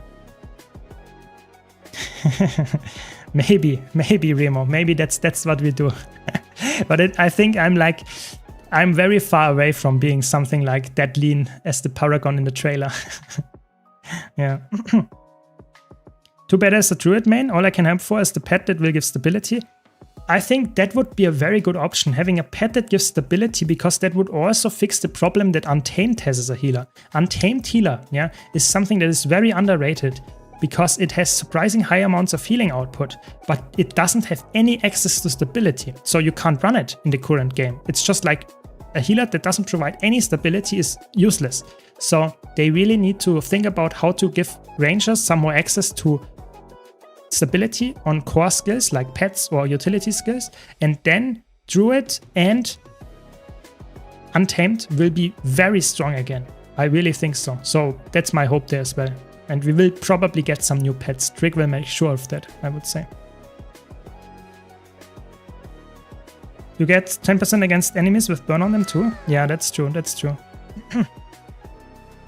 Good point. Yeah. Thanks, Knife, for the sub. Really appreciate it. Thanks a lot. Thanks for your support. Hope you enjoyed the stream as well. I love Draft because it was the closest to Guild Wars 1 Ritualist, and I'm so sad Conduit is not that fun for now. Yeah, but don't be sad. I have actually quite high hopes regarding Conduit, because everyone, like, it's like this spec where like almost everyone in the forums and Reddit, in streams and stuff agrees. Like, I did not get a single comment disagreeing with me on my video about Conduit, that Conduit needs a little bit of help, or a lot of help. And if ArenaNet, the developers, see that, they see, okay, we have to do something. You know, it's not something where you say, some people say it's good, some people say it's bad, and they don't know what to believe. This is clear, the statement, they have to do something. So I actually really think they will do something big and will change stuff up so that you actually can make it fun and playable. I really think so. So that's my hope there. But we will see. We have 2 months to find out, I guess. Yeah, that's true. What are your thoughts on Heal Harbinger? Just meme or actually pretty usable? I think it's actually after the transfusion change, Heal Harbinger is actually pretty usable. I would not put it in S tier yet, but I personally would say it's surprisingly good as a healer. Oh my god, thanks Remo and Spasma. Thanks a lot for the Prime. Really appreciate it. Thanks a lot for your support. Really nice hype train going on. Very nice hype train. Everyone is hyped. Very good. That's what we like. Luminary with dual sword is good, yes, but the problem is in PvE, dual swords are just outclassed by greatsword and spear. They have just a little bit more damage, those two. So yes, you can go for it. You will lose a little bit of damage, but it's more of a competitive setup. So I will go into competitive modes and cook some build with Luminary very soon, and then I will try sword, and you will see it actually works. But in PvE, not that necessary. But we will see. I will try it like this for now, and give me a bit, and then we will go into PvP and play dual swords. Yeah, exactly. One sub closer to cosplay. Keep up the great work. Thanks for your kind words. Having only one skill to be boosted on Conduit by secondary legend seems a little like a missed opportunity. Exactly. That was my main criticism. I mean, if there would be resonance effects like the buffed like Shiro skill for the Shiro legend for every single skill, then we would talk about it. Then we would actually say this is an interesting spec. But right now, if you don't need the teleports and you run a power Conduit, you have nothing that actually Rasa provides. And that's really sad. It would be way cooler if every single skill would be like the lead skill, where you actually get different increases on the skill's power level depending on the legend that you have. I think that would be amazing. Maybe they go for that. Maybe they give us an F3 or even a F4 skill that changes whatever. I don't know, but it needs something extra. It doesn't only need some kind of number increases. I think the numbers are decent. It's more about the fun of the spec, for sure. Yeah. Is Spellbreaker with sword any good for PvP? Yes. So you can play Spellbreaker as a support. I can show that maybe later, but yes, you can play Spellbreaker as a support build with sword. You play main hand sword, Warhorn and staff, and play Spellbreaker as a full support build. I would not play it as a DPS build though. That's not that good. Can't recommend it. Feels kind of low B tier to me. I think Harbinger as a healer is surprisingly good. I'm actually, when the beta is over and I find the time, I want to make a video about Heal Harbinger. And I think it's actually really easy to play and therefore really strong. It has good boon output, good healing output. I think it's an A tier build for me. But we will see. I will do a video. Maybe I can convince you of this. Yeah. Was thinking staff and sword and something else. Yeah, exactly. Very good. You already like have all the builds that you want. No, I think the thing is that I always want to mention here, if people ask me what kind of main I am, I changed my main like 10 times, like all the time. I switch all the time what I play because I like the variety. You know, variety is the spice of life, and the same goes for Guild Wars 2.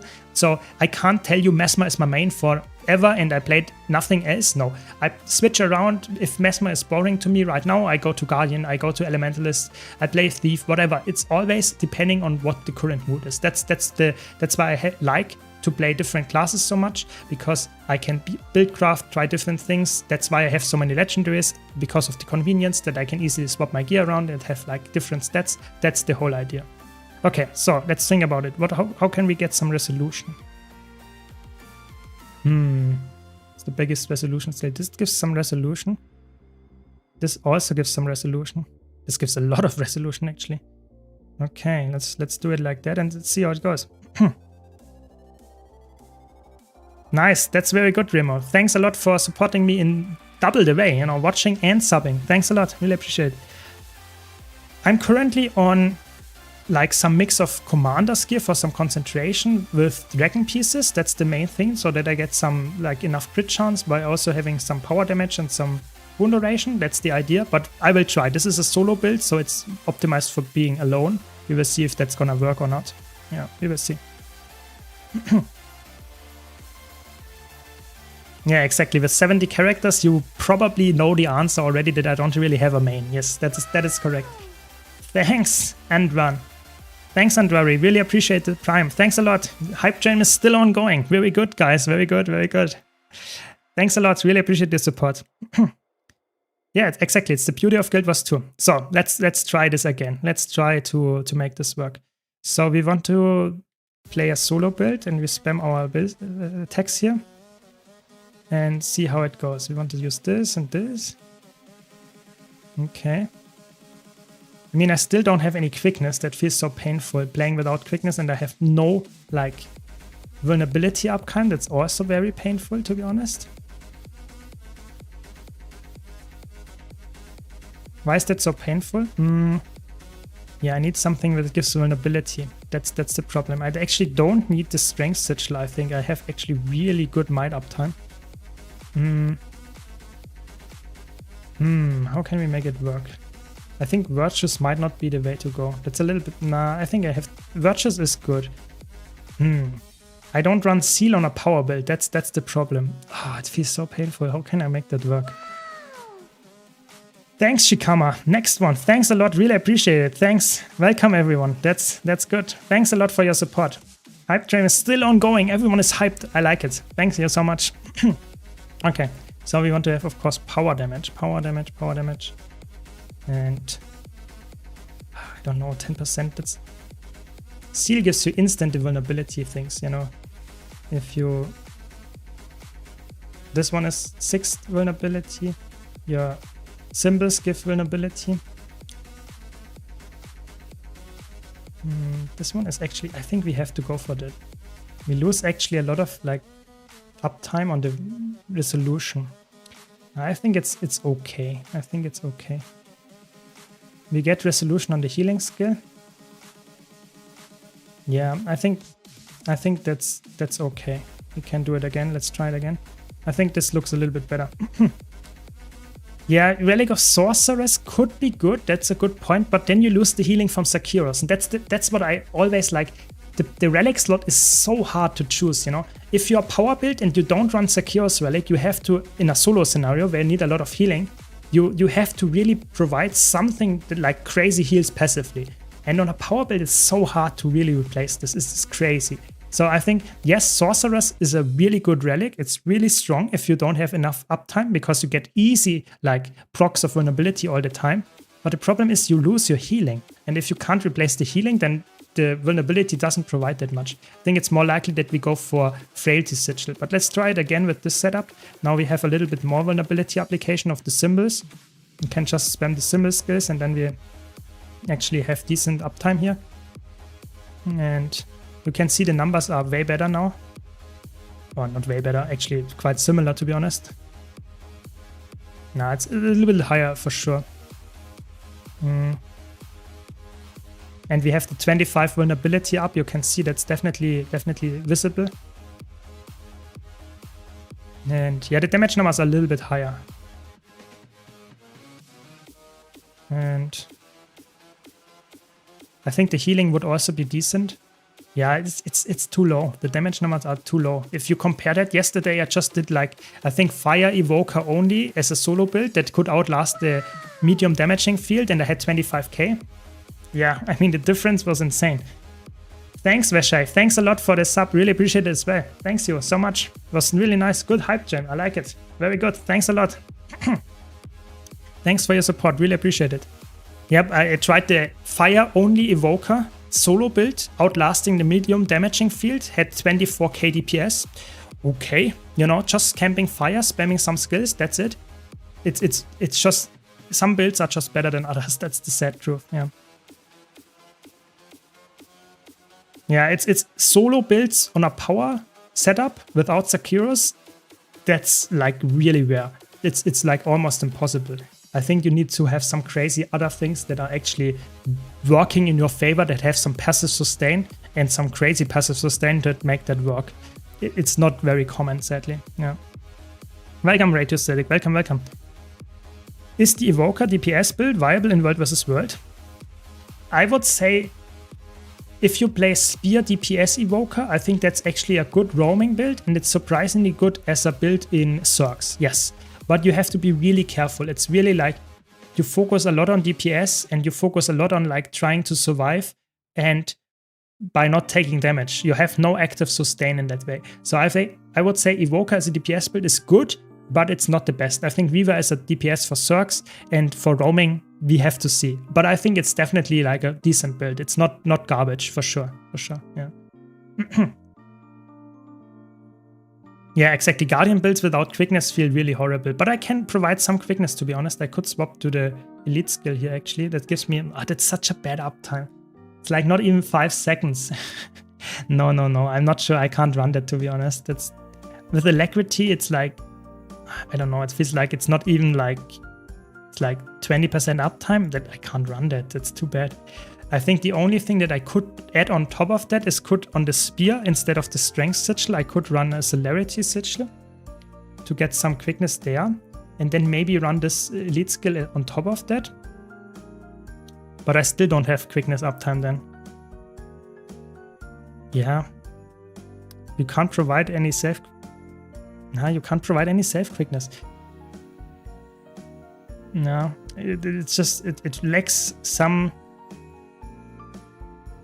I mean, with the, I don't know, maybe we can do it with the quickness a little bit better, but it just doesn't feel perfect. It lacks some, yeah, exactly. Firebrand, Willbend are just way better than this one.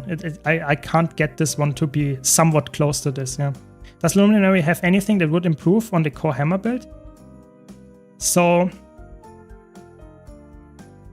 yes, because you can spam your virtues to reset your hammer, your attacks, so you can spam your virtues a bit and get a little bit more damage this way.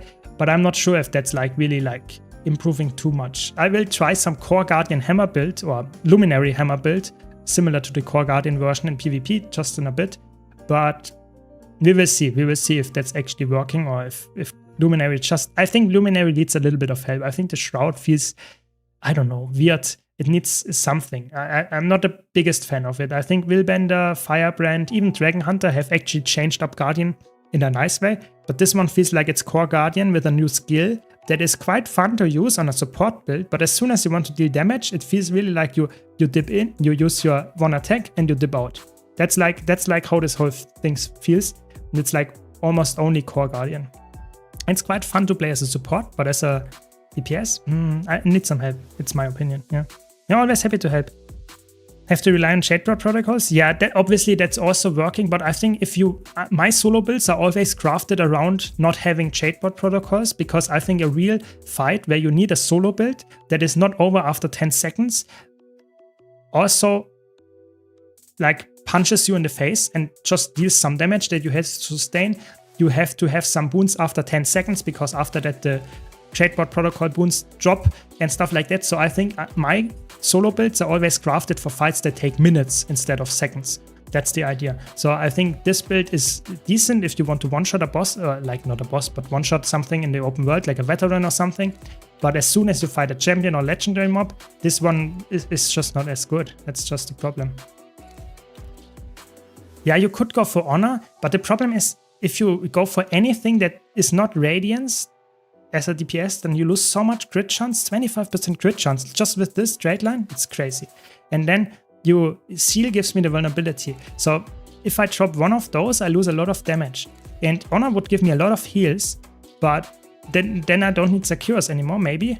But I will lose a lot of damage, so I'm not sure what's the way to do it. Let's try it one more time with the damaging field and see how the damaging field actually interacts, how I can outlast it. But yeah, so we need some healing from spamming our virtues and going some CC, quickness, and spamming some skills here. I mean, the quickness is definitely noticeable. It's definitely noticeable. And I have a lot of sustain. The medium field is not like scratching me at all. It's like I can just like say, no, I don't care.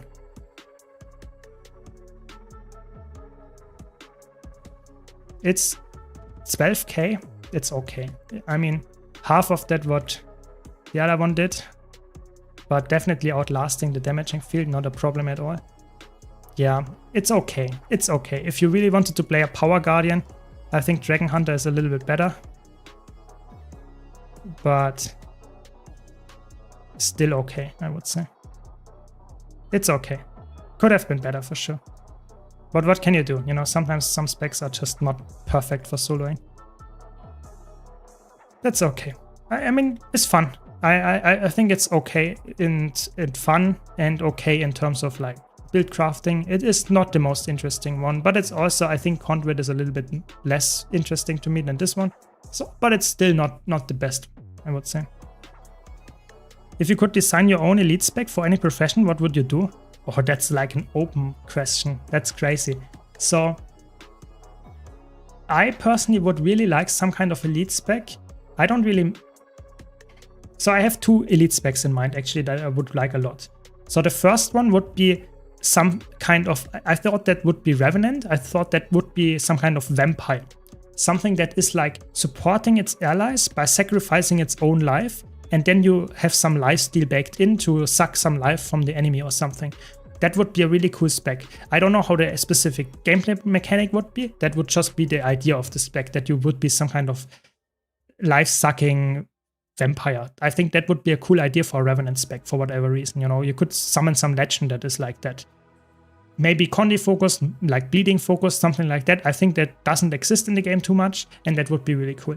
And the second option is, I don't know if you played Final Fantasy XIV online, but there is this healer called an Astromancer or something like that. The healer that uses cards and summons, so to say, healing based on the cards they draw. That's amazing. I really like that. I think that would be such a fun spec for Mesmer. But the cards were already used for the Antiquary, so I think it's quite unlikely that we will get ever something like that. But that would be, I like that design of something that you have reactive and like proactive gameplay with cards on a healer. Yeah, I think that's a cool idea. Those 2 would be my choices if I had some. No, Caspi, no gold sending today. We have to do more subs and more stuff that we can do another giveaway very soon. Yes. No, we did some theory crafting PvE. Now we go to PvP and see if we can make Luminary work, but don't get my hopes too high, I have to be honest. Yeah, exactly. Like a little bit like Vladimir from League of Legends, something that is a little bit like Vampire, focused on supporting its allies by sacrificing something from themselves. I think that would be such a cool spec that would really suit some kind of Revenant playstyle, because right now I think there is not a real elite spec that is like screaming in my face for Revenant. This is the support one. You know, yes, Vindicator, yes, Herald, even Renegade has some baseline support capabilities, but I think as a Revenant main, if I would be that, I would say I need something that is clearly a support. Where I would say this is S tier support in all game modes. And I think something like a Vampire would be such a cool way on taking this as a support. I really think so. I don't know. Maybe I'm dreaming too much, but who knows? That could be really fun. Astrologian, that's how it's called. Thanks, MMO. Thanks. What do you think makes the best duelist classes for side nodes? So, you mean in general or right now? Because I would say in general, a duelist is always something that is sustaining in a 101, that is not getting one-shot by a +1, that has some damage pressure that you can win the 101, but nowadays bunker builds are also okay for side noding. And I would say in general, something that has self-sustain that you don't really want to see in a team fight because you're really focused on surviving alone, don't need support, but also don't deal that much damage that you are teamfight DPS. So side noding builds are something that is really focused on surviving in a 101 and winning it after a while. This is the idea of it. And if you can't do that, then it's not a side noding build, straight up. So, yeah. Yeah, of course, movement speed or passive increases movement ability, some active, not just sustain, but also having some defenses like blocks, like even stability, maybe invulnerability skills, stuff like that helps a lot to survive. Having a lot of mobility skills on a side noder is always helpful, because then you can easily kite. If you're really slow and are just like a scourge, like a snail, put on like a spot on a node, and you can't survive long enough, without leaving the point and then you die off point because you have no mobility to kite, then this is a problem. But if you fight, like for example, really good warriors or any side noder actually, like really good, for example, fire weavers. Yes, it's not a good build that much, but you could easily fight against, for example, Grimjack, a really good fire weaver. If they actually kite, they have enough movement speed to do all the good jumps, you will not kill them if they do start kiting. So stuff like that is really important in PvP. So especially as a side noder actually, because you are always a target when you get outnumbered. You are the target. It's not in a team fight where you are, for example, the support. Yes, kiting is always important, but as a side noder, if you can't kite, ooh boy, this is not good. Yeah. So I hope that helps a bit. Nice, Machiwara. I convinced you of that. That's good. That's good. Yeah, I think the icons in general, I have to be honest, I think the icons are looking a little bit like second class. It doesn't look like as fancy as the core or the normal icons, yeah. If I would swap to whatever, like Willbender or even like the Dragon Hunter, the icons look way more interesting or way more like, I don't know, can't even like put a finger on it what exactly it is, but it just doesn't feel as fleshed out how it looks. Yeah, I'm definitely with you there, yeah. Maybe we get some more updates there, but I doubt it. Yeah.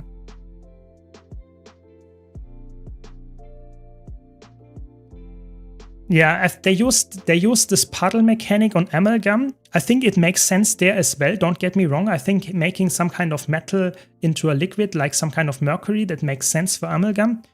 I think it would be really cool to have that on some kind of blood themed spec as well, because that's just so thematic, you know, that's so fitting. You know, you don't even have to have played League of Legends to understand this reference, because that's like a pool of blood, you know, that's such a like, ooh, it feels very fitting to a class like that. And it doesn't exist in Guild Wars 2. Yes, we have some vampire skills on Necromancer, but it's actually not really the thematic of Necromancer. It's more about dead and like reviving some minions and stuff like that.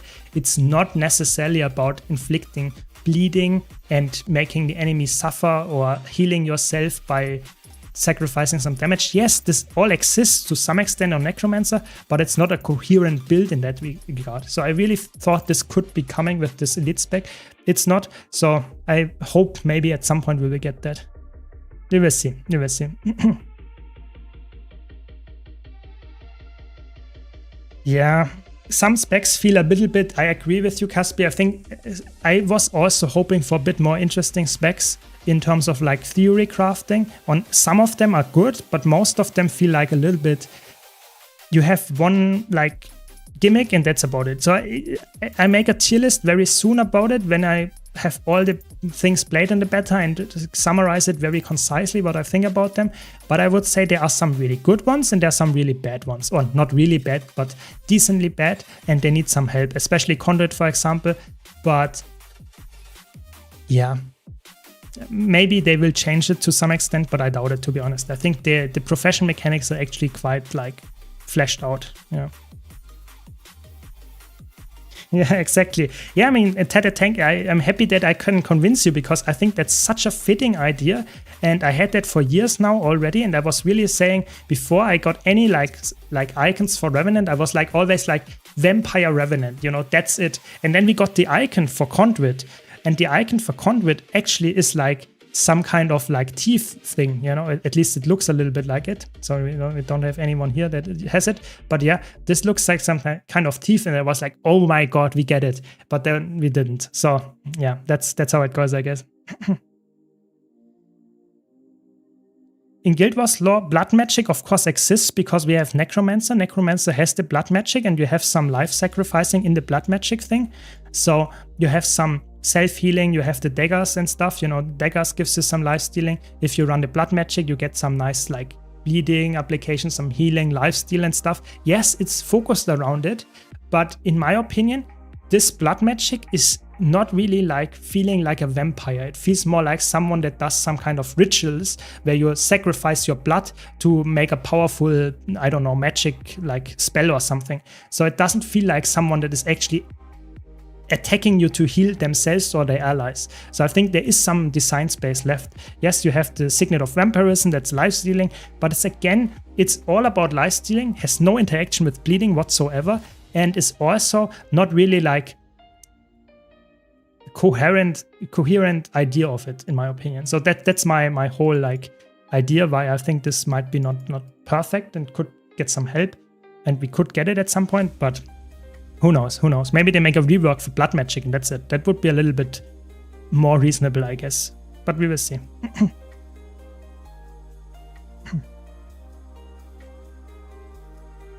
Yeah, who knows? Let's now try for a luminary build that actually makes sense as a, I don't know, maybe let's see what we can do as some kind of bruiser build for luminary. I think Virtus is almost guaranteed if you want to use it.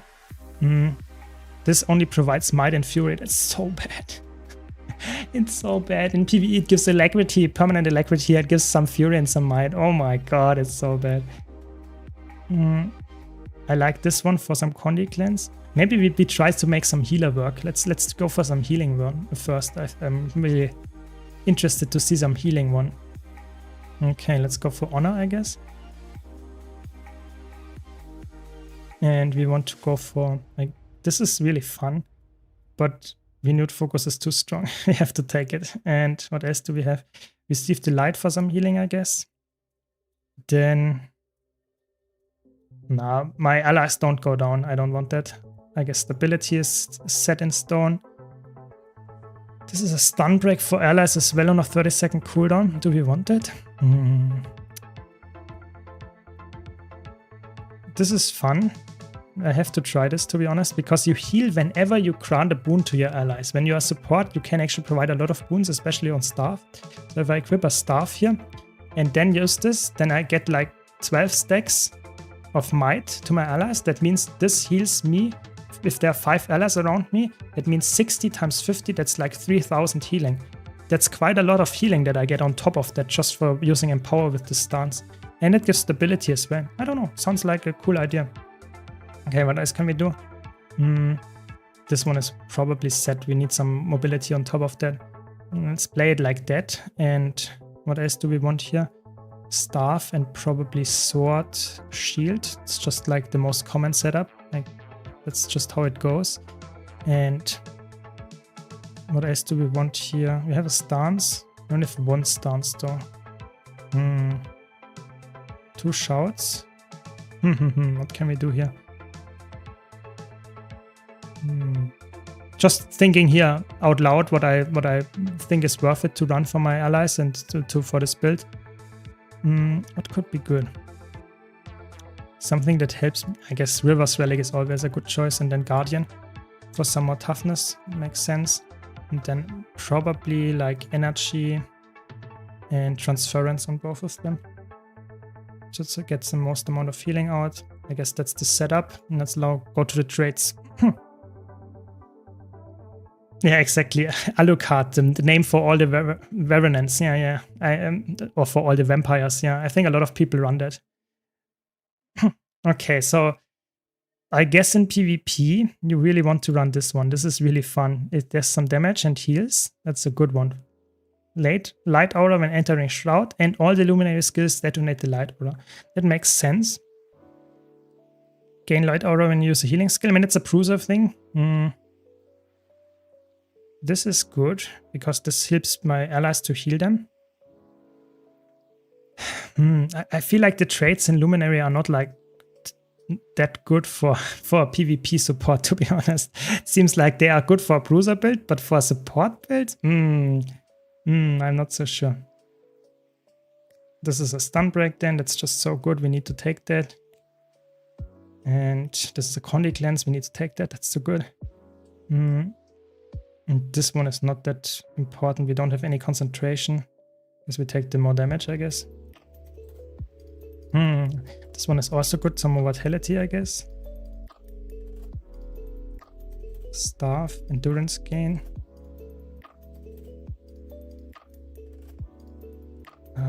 Aegis, do we have enough Aegis application?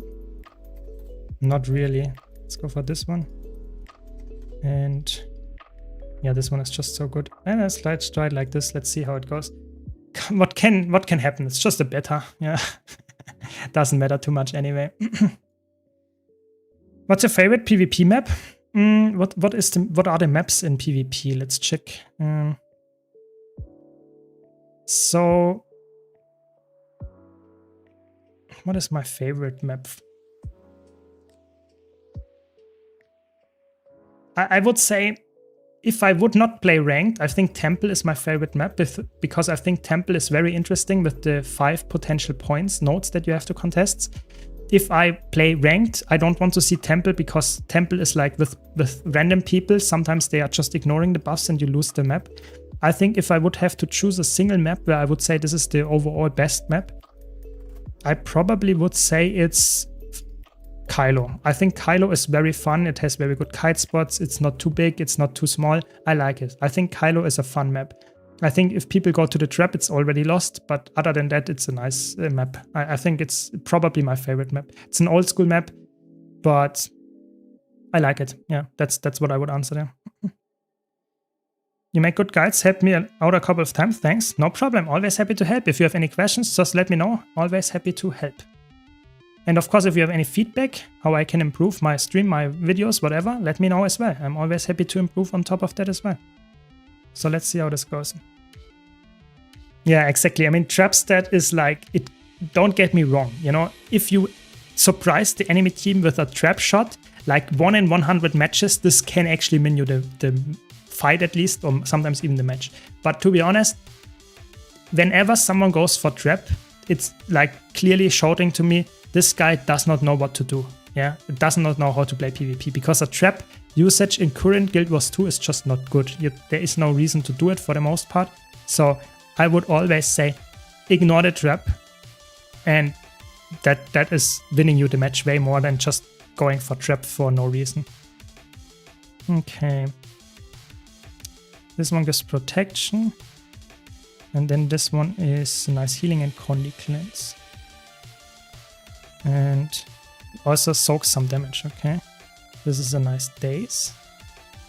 And some damage. This is some nice mobility. No, it threw me out.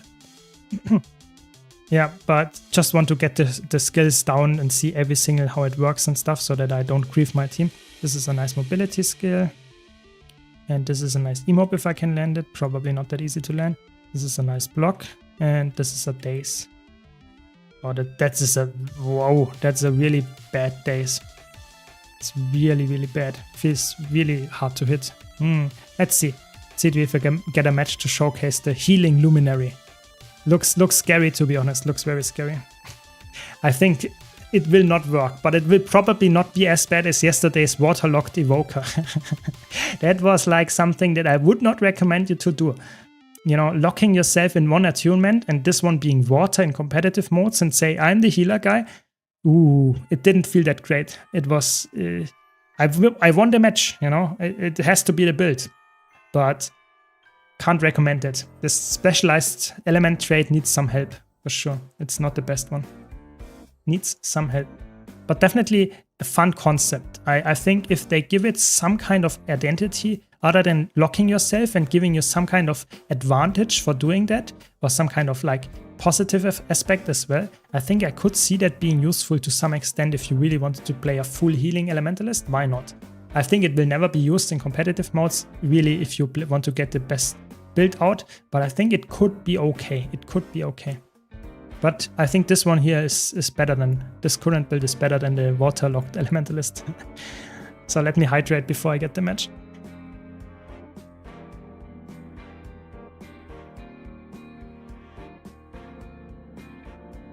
It's actually quite long queue times.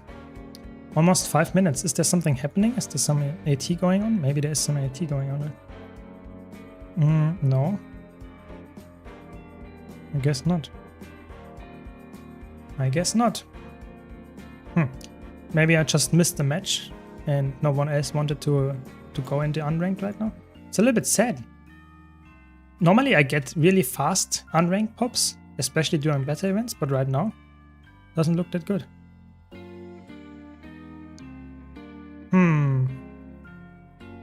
And after that, I really want to try some Bruiser spec. You know, going for Bruiser Luminary, and then maybe if I have some idea, go for full DPS as well.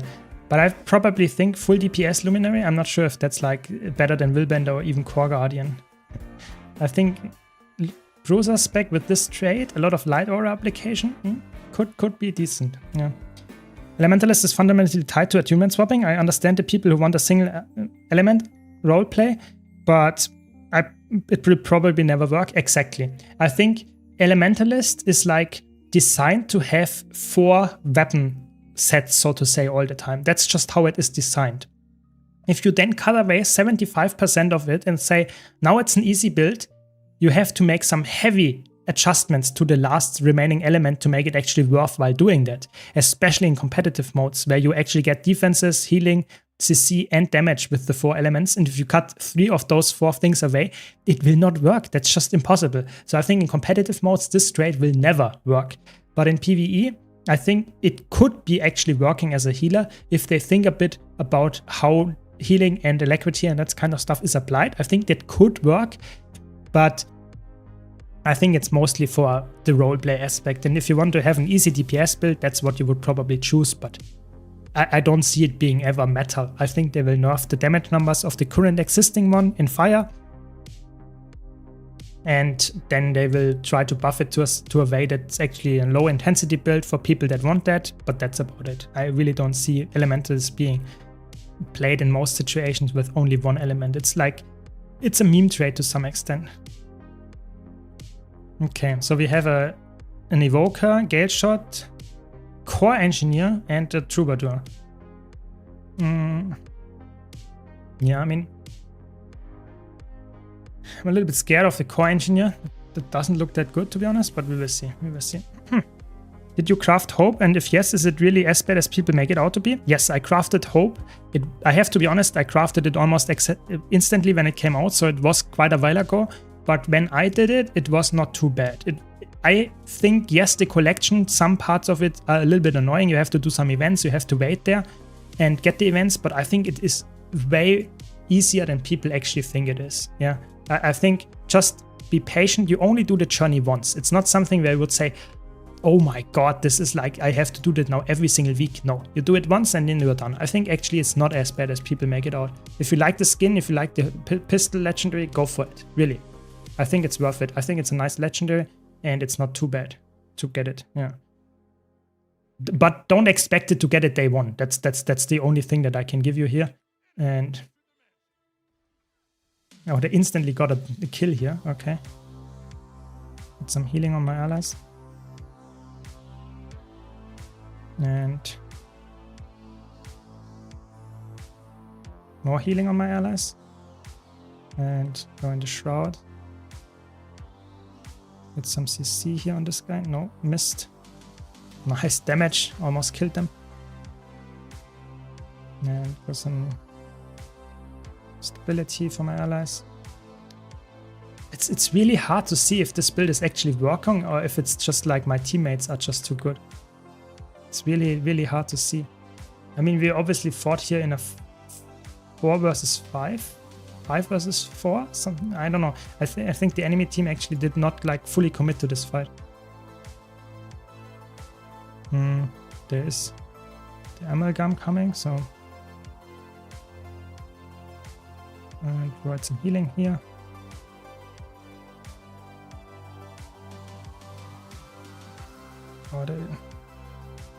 Okay. So far so good. I mean, it's really hard to say if this build is good enough to... Oh, this guy is almost like very pressured. Get some healing out here. There's another ally. Can I get to them? Where are they? Too far away. I can't get there, I think. This guy is not even fighting on node. It's just like, I ignore the node.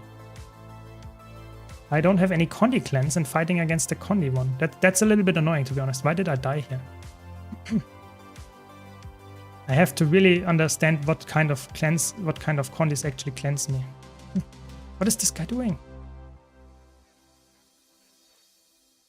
Yeah, so what do I have for Condi cleanses? Almost nothing. That's a weakness, to be honest. I have almost no Condi cleanse. I have this trade and that's about it. I don't have that much light aura. Yeah, I should have thought about it more. Condi cleanse, to be honest. That's definitely a weakness, definitely. But it's okay. We will try and we will improve and get there at some point. Hopefully. We will see. Stay alive, my friend. Some stability. And... oh, this guy is almost like very pressured again.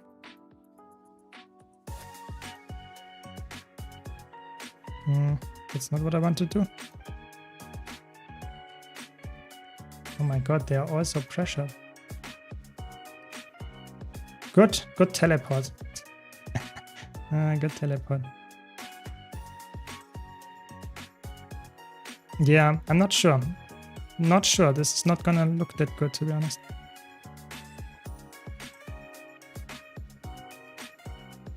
Not that good. Yeah, Luminary stance can... I think I have a really good idea for a Bruiser Luminary, to be honest. But the support one actually, I have to be honest, it looks a little bit slow. You know, I want to react so that my allies get some heal, but my healing is always a little bit delayed. You know, all my F skills or my skills in the Shroud feel very slow without quickness. So they might die before I actually get to them. Ooh, stay alive, staying alive, staying alive. Yeah, I don't know. I think this is not the best showcase for this. Oh my god, and I'm fighting against obviously the only good player on the enemy team is the Amalgam, which is the most broken spec to play against. And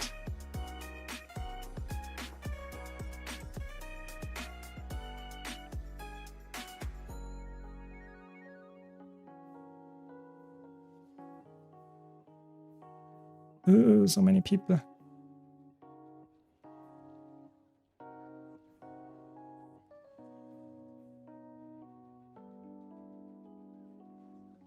Yeah, that's not gonna look that good, that match, to showcase this, sadly. I really wanted to do that, but it's not working. Not working. Yeah. You have to do a lot of stuff for the collection. It's a really big collection. I can showcase it maybe after this match, but it's a really long collection. It has like 50 to 60 items that you have to collect, so it takes a long while, and that's obviously not necessarily what you want. Staying alive, my friend. No. Nice, we got the rest. Now we can provide some healing. Oh. The Condi Amalgam is like completely destroying me. It's crazy. With this guy. Nice, we got him. And some healing output. It's also quite annoying that I can't go in my Shroud when I cast other skills, you know, like Elementalist Weapon Swap or something. It's a little bit sad, to be honest. I like skills like that where you can swap and cast something and you can swap out. But it doesn't work with the Staff Weapon, for example. I can't cast my Empower and swap into the Shroud. It's a little bit... I mean, it's not lost the match. We're actually in a good position right now. I will push now and go to... Probably I will go far just to support my allies because all of them will be like coming there. Oh my god, they actually won the 1v2 here. The healing skill actually works. No, I'm not in time. Now I have to run. I have to run. And I'm dead. That's what I meant. That's why if you have no mobility, that's obviously now I'm on support, but if you have no mobility as a side noder, this stuff happens. If I would get to a kite spot and I would actually survive, but if I just go off point, have no mobility, I die. And that's obviously for every single roller case, but if you're a side noder and have no mobility, you get punished very hard for that. No, my ally died on close. Yeah, it doesn't feel that good. I tried it, but it doesn't work. This is my first pattern. PvP unranked is so weird. Yeah, it's like unranked is like really, sometimes you can't tell if the match is good or bad because it's like you fight against enemies that are like all platinum, 5 person in one team queued together as a team. And then you have like complete new players in unranked.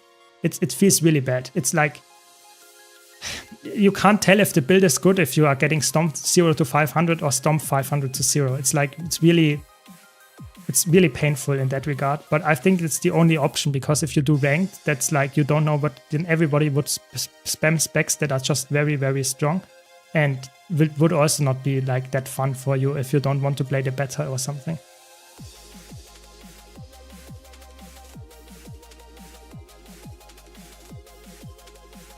Nah, not gonna work. I don't have enough Condi Clans to deal with the Amalgam. They go on me and I'm dead. And they killed all of us. All of us are dead. Not good. Yeah, the thing is, I like to play specs that have... I mean, the healing is not that bad, to be honest. The healing output is not that bad, but I like to play specs that have some active, like, things to press while I do other stuff. Here, for example, instant casts are always good, and I think Luminary is very slow in the react things. So I think you can't play that as a support, in PvE at least, in PvP at least. Feels so slow, you know. You have, it's just Core Guardian and Firebrand are just way better. I see no world where this is actually decent. So I have to be really careful with my Condi cleanses, and maybe we can make that work here. Get some CC going, help my allies. Okay, this guy is dead, but they will get the... Oh, that's not gonna work. It's not gonna work. Oh my gosh. The burst, yeah.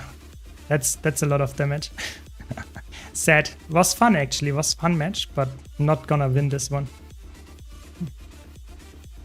Okay, let's try some bruiser build. Maybe we can then make that one work. Yeah, let's maybe make some kind of DPS roamer. I hate this bug where you can't like leave the match. Okay, so let's try it. Let's now try it. Amalgam is OP in PvP, yes. It's really strong. Really, really good. Okay, so how do we do it? What is the DPS version? So we definitely go, for example, I would go for Marauder, I think, and probably let's go Brawler Relic. And I guess... No, let's go... Yeah, Marauder is good, and then we go probably for some kind of like, let's say go Scholar Rune. Because we have decent thing here. Yeah, Amalgam is OP in all game modes. Good point, good point. It definitely is. Okay, so we want to run... This is good for the strike damage. Yes, and... We go full aggressive now. We can already queue up. And we probably... I want to play maybe some...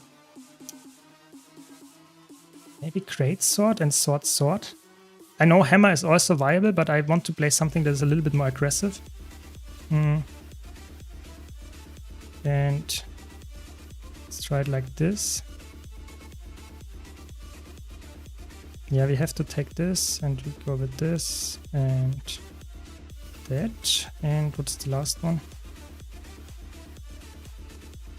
That's quite good. It's a good skill. Good skill.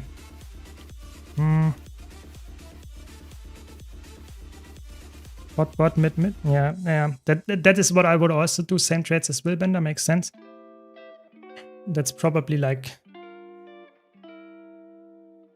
I could run Spear to be honest as well. I think Spear is still decent. Yeah, let's go for Spear and go full like Willbender cosplay. And then of course we don't take Honor, we take... Let's take Radiance, of course. Get all the skills here. Classic Radiance traits, yes. And Stun Break here, yep. Damage increase. And damage increase, yeah. It looks like a classic Willbender, just with a Shroud. Let's see how it goes. I like this. This is here good on the mobility. I have the mobility set up. I think actually for Rune I need some movement speed. I don't have swiftness, so what is a good movement speed rune? Lynx or Traveler? Both not optimal. Probably... I don't need the boon duration. Let's go Lynx. It's better, I think. Yes, focus is also good, but I like the mobility of the sword. And this skill is like, this skill is good, but this skill is the reason why I like the sword. This skill applies 18 vulnerability if you hit all the attacks. This skill alone sets up your burst, and if you land this, this is typically a kill afterwards. I'm not joking. You will see if I can land this, the enemy team is dead. I don't know what we fight against. They have no mobility. That's good. We can complete outrun them. It's good on this map. It's a good big map. We will see. We will see if we can make that work. It's a good one. Good one for that build. Let's see. Let's see how it goes. But hopefully better than the support match earlier. Okay, okay.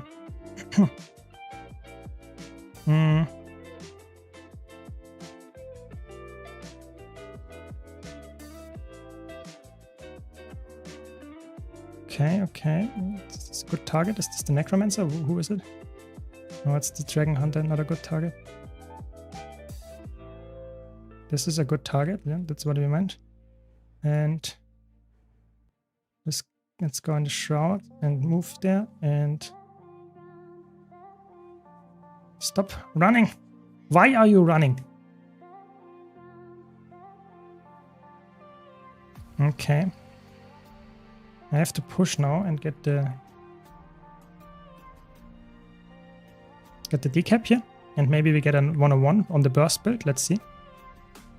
I really like the movement speed. The movement speed is carrying on this map, to be honest. How did we lose the mid cap? It's actually crazy. Okay. We can get some damage here. Oh, I thought I actually have the interrupt already.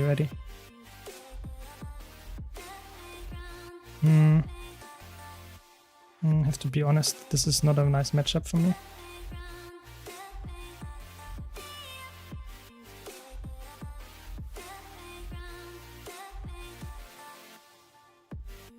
Okay.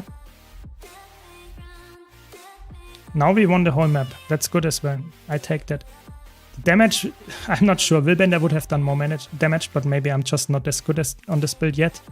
Looks fun though. It's actually not too bad. I think it's not as fun as Willbender for me though, because it's just feeling a little bit like Core Guardian and you have the Shroud, but the Shroud is again a little bit slower. I think that's the main criticism I have of the Shroud in competitive modes. It feels useful but slow. And something slow in competitive modes is never something that is good. Why is that? Because something that is slow means that you might not actually be there when you actually need that specific like thing right now. What? How can I? Let me port there, please.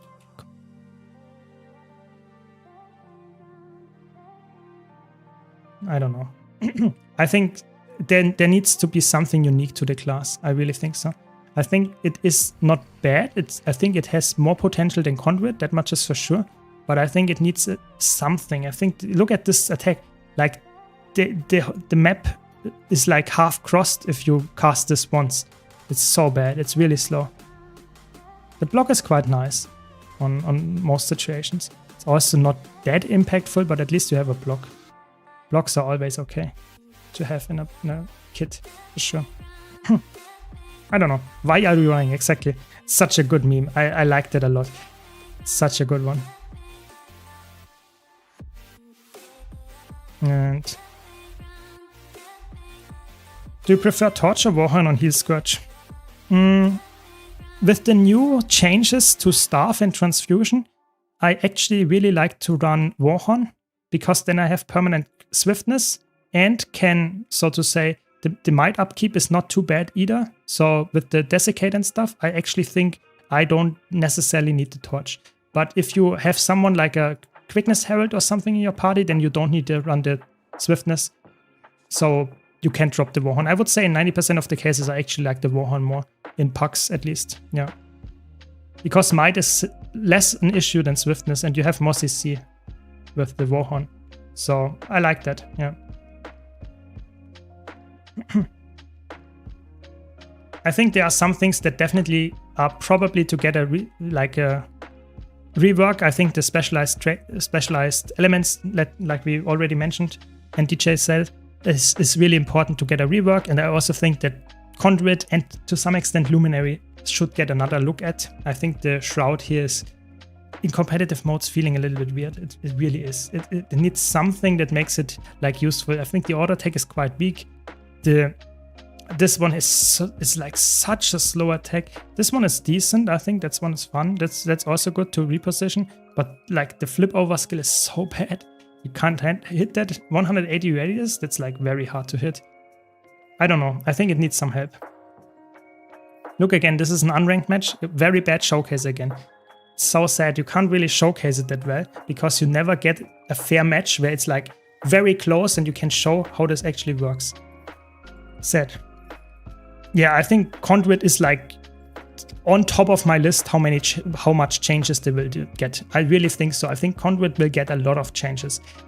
The smallest change that I expect is it gets either Alacrity or Quickness as a trait on top of it. I really think that's the smallest change that I expect.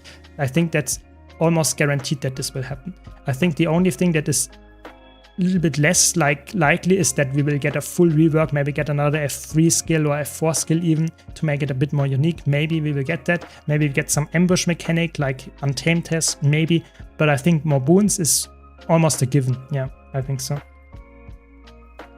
Yeah, I mean, it would be really fun if they would just completely flip it upside down and nerf Evoker and Amalgam like quite hard, and it's still good, but not as good, and Conduit will be absolutely broken at beginning.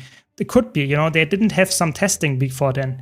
You know, there is not another beta coming, so that will not happen. Maybe there will be some crazy damage numbers. Probably there will be some crazy damage numbers when the expansion releases, because don't forget, yes, we know the elite specs, but we don't know if we will get new gear stats, if we will get new relics.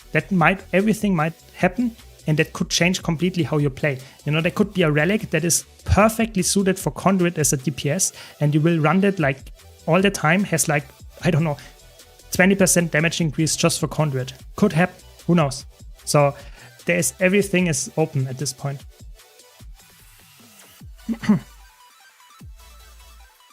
Yeah, I mean, Conduit Renegade rotation is fun. Just stick, like, try, be patient, and you will, like, get it at some point, yeah?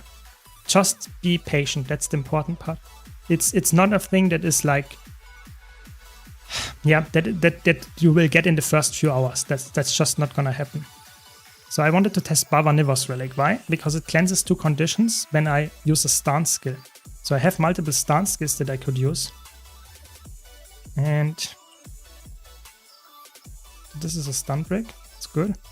I take Contemplation. I take the barrier. And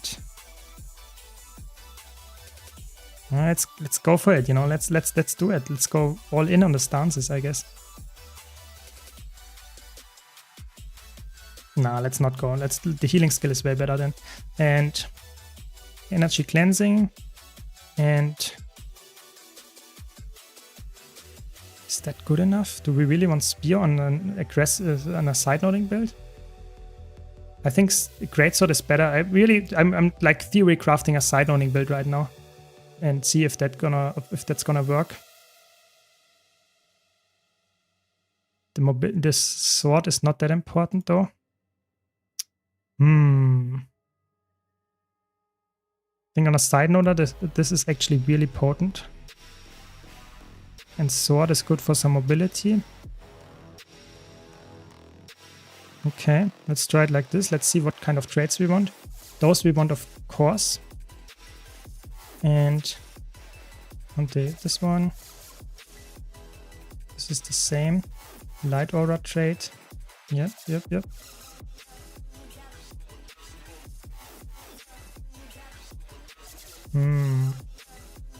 It's another light aura trait that we can get. Maybe let's go full light aura. Let's do it. Okay. What else do we want for light aura? I think there is in Radiance a trait, or is it? Yeah, it's a minor trait. Yeah, let's play it like this and see how it goes. But that's like the side-owning build that I would run, something like that. Let's see. Will be interesting. Will be fun for sure. And Conduit Renegade is not that easy. That is a good point by Machiwara. It's not the easiest build, but don't worry, Tidal Tank. I'm actually on my to-do list quite high on top. I think it's coming out probably in the next 2 weeks. I will do a Condi Renegade guide where I really put everything in slow-mo, explicitly explain every single thing that you need to actually do to actually master rotation. So if you can't get it until then perfectly, then you can hopefully learn it with my build guide coming up on YouTube very soon. What is a good website for PvP builds? So PvP builds are, I would say there are not that many good websites, sadly, that are really perfectly up to date all the time. I would say if you want to have video guides, I would recommend my channel, of course. If you want to have written guides, I can recommend either Web Meta Battle. I can recommend, I will do a video about it very soon, another website where you can get builds for PvP in World vs. World. It's called The Guild. That's also good. And other than that, there is not that much. Guild Chain is also there, but they also have other builds. It's not only PvP, so it's not... Where is everyone?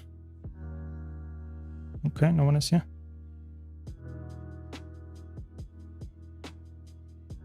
So I guess I will just like try to... Oh, the spores. Oh, they are all in the team fight. That's not good. I don't want to team fight, but I was not in time to actually get on point. Oh, playing without quickness on this greatsword is painful. It's painful.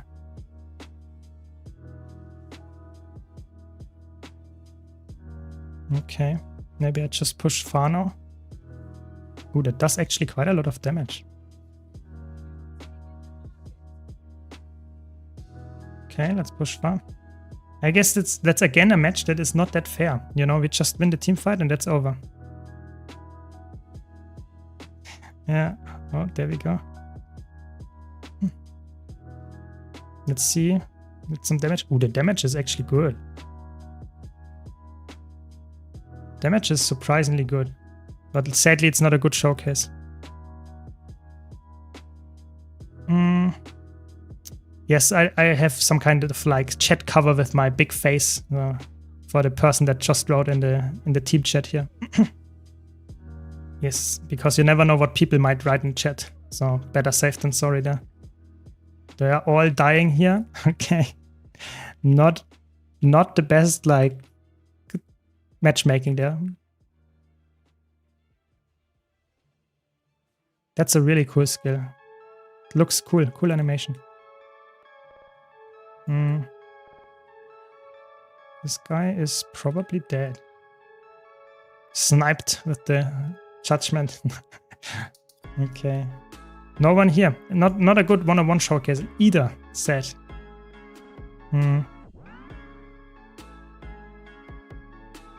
Sad. I really wanted to get some one-on-one showcase, but it's not gonna work out in unranked today. Really sad. Maybe we can try some other specs. What did you want earlier? Ah, some support warrior. Yeah, maybe we can try that one out. Actually, the explosion does surprising amounts of damage. I'm actually always surprised how much damage this actually does here.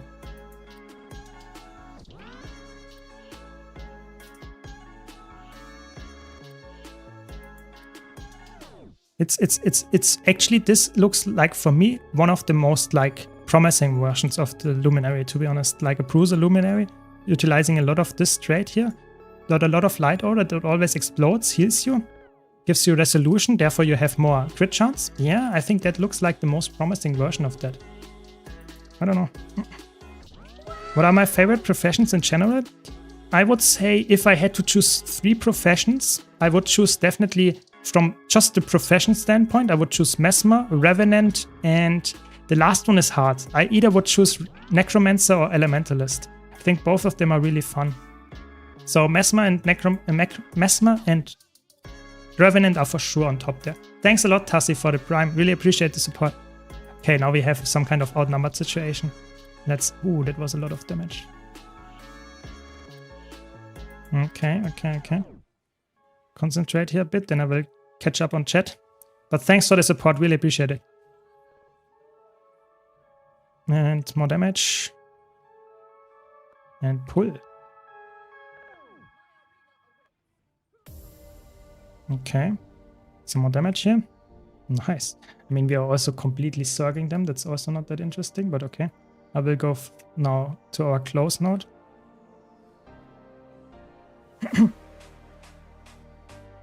I don't know how people can count their autos in the middle of a fight watching the boss deck. So you don't have to count. I can show that in a second.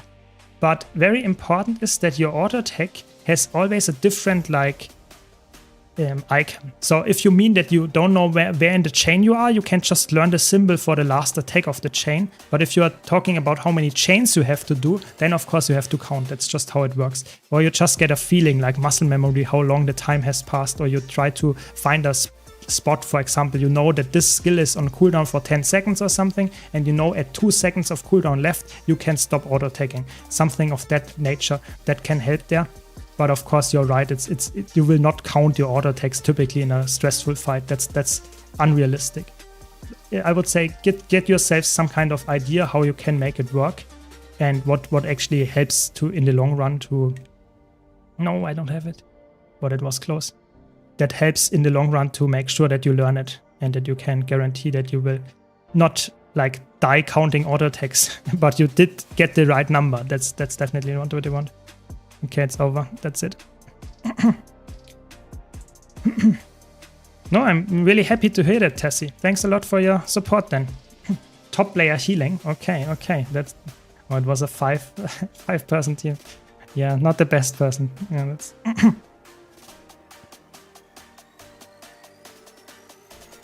So currently there is not a real bunker warrior build in PvP that is as broken as the Elementalist Evoker version. The Elementalist Evoker bunker side node is broken because it takes almost no damage, has amazing CC, has very good like Condi cleanse if you want to. It's just overall, it's really hard to kill. And I think a bunker that does no damage should not exist or is not really fun to play against. Yeah. So I think that's in my opinion, that might be a hot take, but I think bunkering down a side node, it's not a very fun aspect and it doesn't make the PvP thing quite fun. So I personally would say that's something that I really want to see ArenaNet change, that you don't, a side noder should be someone that does one-on-ones and has a chance of winning it, not saying I will just stall for the end of time. That's why I think Warrior as a side noder is okay, but the taught specialized Elementalist Evoker is not okay because it's never about winning, it's just about being annoying. That's the whole thing here. So what did we try the last time? I think it was... Can't remember what it was. We will never yield, of course. That's quite good. This. And the banner. And what else did we take? I think something that gave adrenaline.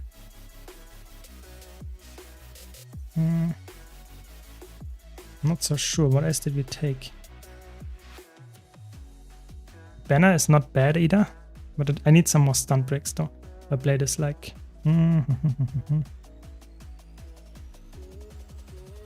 That's good stun break. Playing a similar version in World vs. World roaming, Luminary is actually so much fun. Felt so bad at first, but grew to be my favorite new spec. Ooh, that's good to hear. I mean, glad to have heard that, because that actually impacts my decision if people actually like it and I just haven't played it enough. Good point then, yeah. I like that. I like that. So I wanted to run a sword here. No, Shining Blade is nicer. And there. And then I want to run transference. Transference, genau. That's it. Transference, energy, cleansing. Yep. Do I want flock? I guess. That's fine. Then tactics, martial cadence is broken in PvP. And then shake it off. Soldier's focus, yep. Movement speed increases. Banners last longer, yes. Burst mastery, yes. Quant quickness, that's so broken. Quickness, yes. And this is really good.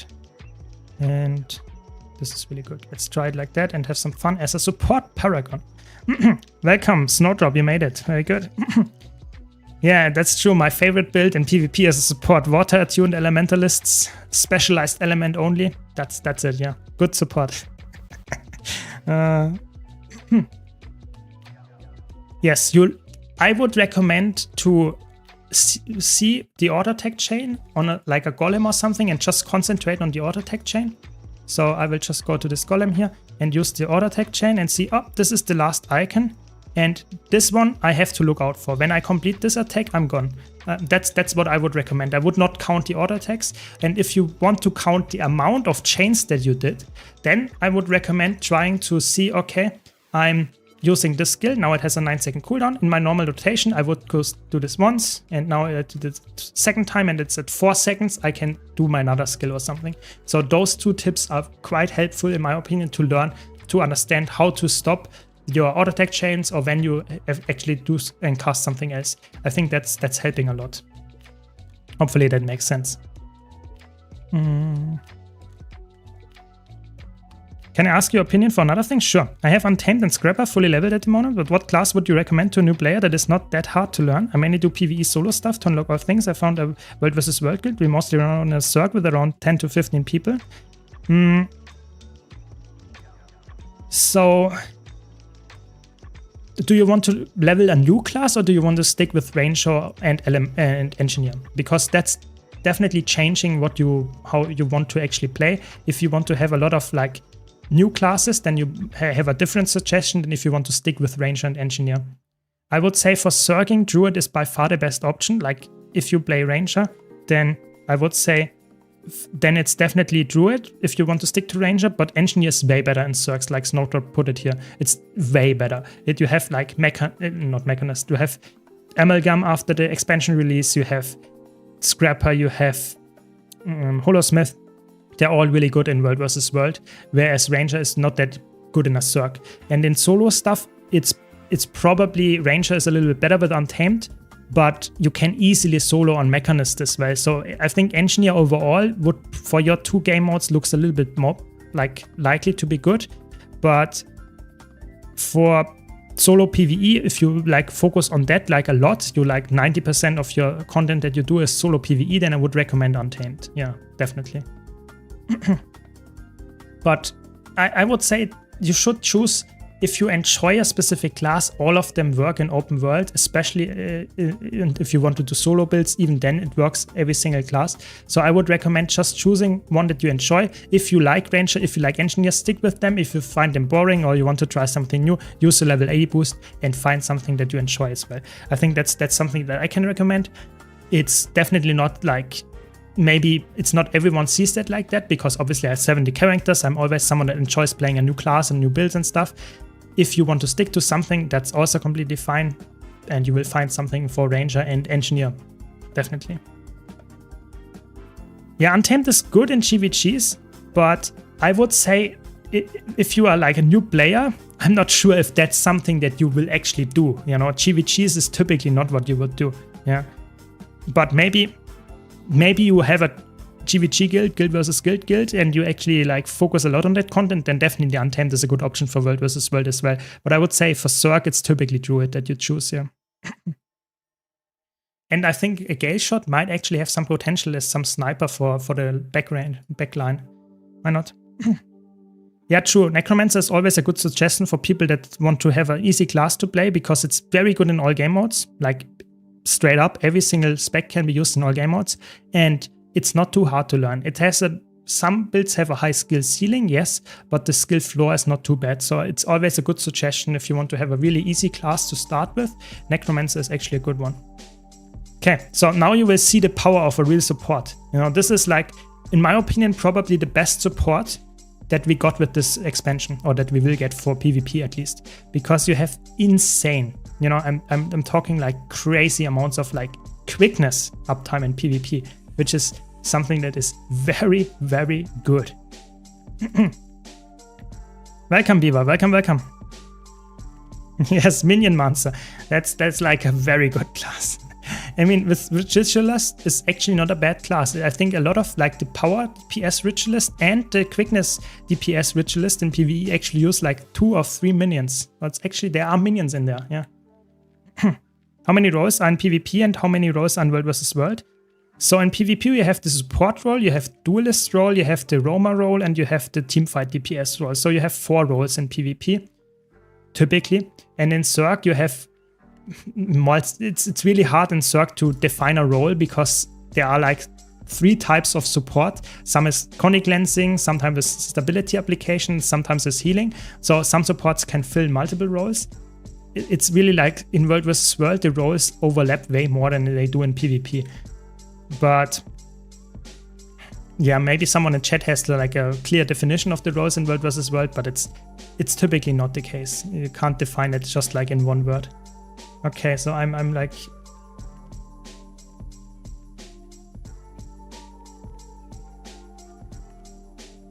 it's fun. It's look at this, you know, look at this.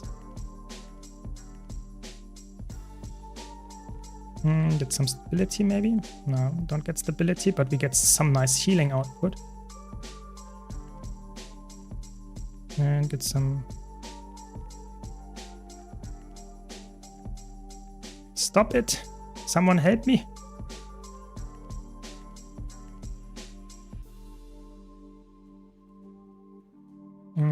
This guy needs some healing. Let's heal. I will catch up and chat on this after this match. I would just want to showcase how broken Paragon is actually as a support. Stability providing is not that good, but the quickness application on this is insane. It's actually crazy.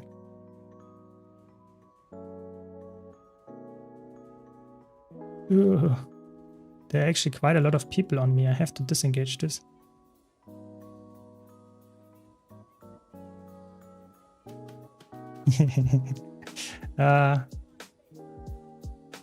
Put some barrier up and get some healing on. It's a good support. It is really tanky. It's almost like as tanky as it is like with Spellbreaker. Get some barrier for my teammates. Get some healing out. No, they died. Oh my god, how many people are dead here? I have to get this rest. Oh, we did it. Why are they all running away from their support? That's also a bit painful. Come here. That's good. You can see this is a healer, you know? This is a support. And not like the waterlogged elementalist that I played yesterday. That's like painful to watch. Okay, my teammates are not pushing far. That's okay. They just want to stick at mid, I guess. Oh no, this is another of those matches. Oh no. Where I'm playing support and my teammates are just like, oh my god, I can be everywhere. Not in the fights, not on the nodes, but I'm everywhere. Oh no. No, I can't get this. Can't get this. Oh my god. It's too much AoE. How many people are here? 5 or so. There are full teamers here. Okay. That was an overcommit. I should have seen that there are 5 people and should have left there. Why is this? This guy says, I mean, they have to be like already pressured, you know. I'm going in. 1v5, I'm going in. Maybe they can survive until I'm back, but I doubt it. Almost. Maybe we can get this kill. Ooh, we have actually a kill. Let's provide some wounds here. Like no damage. We get some barrier. Yes, we got the kill. Actually, that was a good one. That was a good thing. Damage this guy. Yes, we get the rally. Get some healing. And even more healing. This is annoying, the blind. And we get some immobilize. It's actually good support build. I have to go for the decap though.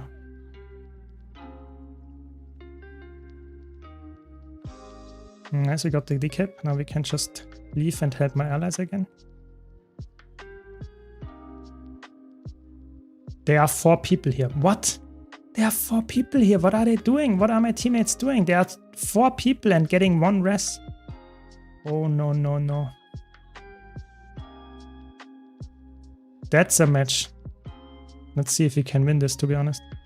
Okay, we got the CC here. Maybe we get some... Yes, we get some emob here. Nice, provides some stability. They died off point, that's good. Maybe we can help our teammates again.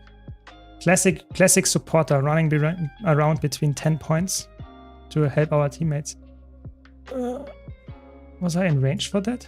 Did he get it? No, he didn't. Now I have to use all my cooldowns for that. Oh, no. Okay. That was saved, but okay. Not the best position to be in. Let's get this guy. And there we go. Some more healing. Oh my gosh. Stop it. Stop it running away from my allies. This guy can't rest.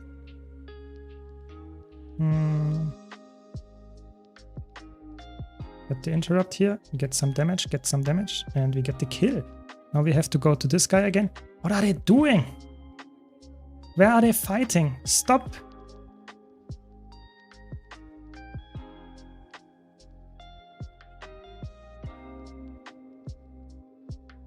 Nice, we got a kill. Actually, not bad. This guy got a kill in a almost a 1v2 here. Good. Get some CC here. Nice. Some healing again. Paragon, as it's on its best, like 3k heal. And we got decapped here. Come on. This guy playing rocket turret. That's a core engineer with rocket turret. Okay. Get some damage. Immobilized. Ooh, that was a lot of damage. Okay, my ally is dead again. I can't leave. Where I'm not, my teammates are dying. Get this guy. Now I have to be careful because how many people are here? 3?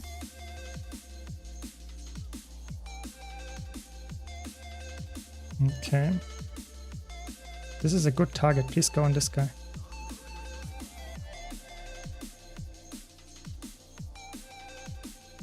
Nice, we got a kill. Looks good so far. This guy is a bit pressured. Go on this one. They don't have a stun break anymore. Now they go for the decap again. Oh no.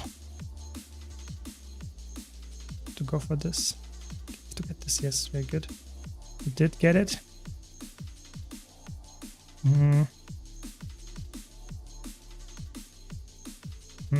I don't know. I'm support. I can't go close. Oh, it's so crazy. Yeah, they are learning PvP. It's completely fine. You know, it's unranked. I'm just saying it's fun to see a core engineer with some kind of crazy cook. You know, I'm just saying it's fun. Not flaming them or anything. You know, everyone has to learn at some point. I'm just like always excited to see new players PvP and see how they actually start learning what is good and what is not. Nice. Get some stability to my allies. Immobilized here. Nice. And get some damage out. You can see this is so spammy, but it's so fun how much healing output you actually have with this. How much quickness, how much boon. Good. It's a really good one. Why is this guy dead? Oh, that was so good. We got the rally though, that's good. Oh. And they are running like a headless chicken. I'm not sure how I can just like give some... We have to get this rally though. I can't get this. This guy is almost dead. I have to help them.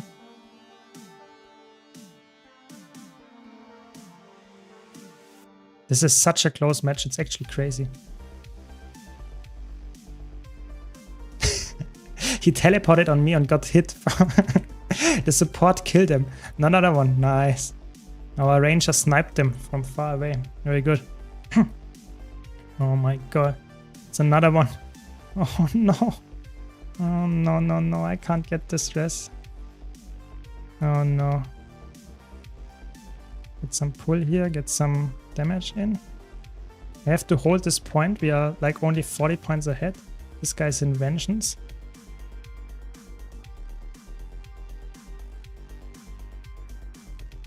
It's good. It's good. We can win this. I'm Not sure if I leave, my Elementalist will probably die.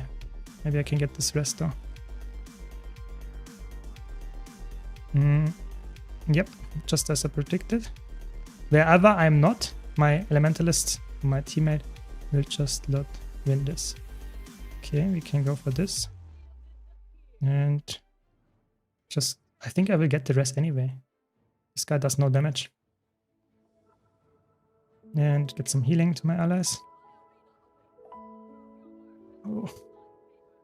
My Elementalist might die again. Oh my god, don't run away. That was a nice pull. They actually healed them with the pull. Yep. I can get this maybe. No. Maybe. Nope. They have so much CC. It's a little bit annoying. They have a lot of CC though. Yeah, I can't get this res. That was a lot of healing. Did I die once in this match? No, I think I didn't. Look at this. Classic healer, you know, 60% healing almost. Like, I died once. Oh no, I died once. But yeah, was a nice showcase. Paragon is good. I like it. Good one. Yeah, I try to be always like, that's one of my mindsets. I always try to be very like understanding. If someone is new to the game, is not knowledgeable, that's completely fine. Obviously, it doesn't feel nice if you have someone that is really bad at the game in your team and you just lose because of that, but it happens all the time. So I accept that and I don't flame them. I never flame. I really try to improve my own gameplay, and that's the only thing that I can change. Not if someone else's gameplay is bad. Yeah. The beta ends tomorrow. No, not tomorrow. I think on Friday. But today is the last day I stream the beta. That's the thing. Crossbeer Engineer? Yeah, Crossbeer Engineer is quite good. It got nerfed a bit though. It was like a few months ago where it was really good. It is not as good anymore. In the current meta, it's like amalgam. That's the thing that you would do. Yeah. Welcome, Roman Spirit, by the way. How is PvP for gold farming? It's not that good. So PvP for gold farming is like, if you only play ranked, it's not bad, yeah? But it's not like getting you close to like the high numbers of 20 gold per hour or even higher. So this is not something that I would recommend. If you do monthly ATs or in general ATs, then it's a different thing. If you do weekly ATs, monthly ATs, if you're good, you actually get decent amount of gold. But for most people, PvP is okay gold, but it's not crazy. It's way better if you farm like open world or farm some fractals or something that gives you way more gold. Yeah. Do you suggest one or the other between Nexus Manager and Blizzshot? So I personally would say it depends what you want to do. I personally use both of them and they work perfectly fine. But I'm not the biggest, like, I don't use add-ons for everything. You know, I have my mouse cursor and that's why I typically use Blish. And I use Blish for the pathing module where I want to see, okay, what's the fastest way to map complete? And Nexus I only use for fast loading and for updating my arc DPS. That's why I use them. So I would recommend to do that if you need this, like those features that I just mentioned, but I think it's not necessary. Arc DPS is the only thing that matters for PvE, I would say. Yeah. PvP on point, yes. Gale Shot is quite annoying. I think to fight against Gale Shot, I think Gale Shot in competitive modes needs a look at, but in PvE it's actually really strong, I would say. As a DPS, power DPS, as a quickness DPS, it's really good. It's really fun, nice burst. I like it there, but it's not everyone's type of like playstyle. I can see that for sure. Yeah, of course you need to play it, but my point, Roaming Spirit, is it's not a build that you play if you want to get rank 1. You would play a meta build, and Core Engineer is not a meta build. It is a build that you can play. I would put it in like A tier or something like that for ranked, but it's not an S tier build. If you can win with Core Engineer match, then you would probably win with a S tier build easier. Yeah, hope that makes sense. Yes, you can easily get rank 1 with Core Engineer. Why is that? Because no one cares in current PvP for the leaderboard. You know, everyone can get rank 1 on almost every build. You just have to commit some time and really try to like get a teammate that helps you and try to be consistent and really try to push the ladder. Is it hard? Depends on your like skill level, but it doesn't matter too much what kind of build you play. It's way more important that you actually are good at the game. So yes, of course you can get rank 1 with core engineer, but it doesn't mean it's the best build to play. Hope that makes sense. Yeah, I mean, I try my best, Chris, to always spread this like mindset, but sadly, like a lot of people in PvP are a little bit toxic. That just happens, you know, if someone feeds, they are just not saying, okay, that GG next. So typically people are really toxic and flame you, write you some, or not typically, but it happens sometimes. If you get annoyed at someone else, I think you should just stop playing PvP for the day. You know, that's what I do. If I play PvP and I feel like, okay, I just lost 2 matches in a row, I don't have any energy anymore, then I stop playing PvP. You know, I don't flame them because that doesn't help anybody. But I know that other people do that differently. That's just how it goes, I guess. Yeah. For the Gale shot in the World vs. World last night, that had insane condi burst. Was not expecting it. Really, that's crazy. Maybe it was a new cook, yeah, maybe, yeah. But I think Gale Shot focuses power. That's, or at least makes you really want to play a power build, because there is no trade, nothing that in Gale Shot really provides a lot of condi damage. So maybe, yeah, some people, exactly. My highest rank in the leaderboard. I never push really for leaderboard, because if you can imagine, I'm a player that wants to have fun, and going for the highest leaderboard rank is something that is not necessarily fun. Why is that? Because you're really like, you want to try hard, you want to really, I use that word with some kind of like, not really the case, but you really want to abuse the matchmaking system. What does that mean? To get to the leaderboard, to the maximum leaderboard, you want to queue when no one else that is somewhat at the same skill level as you queues. So you want to queue in the night, like at 3 AM, and queue with a duo queue partner that is also at your skill level.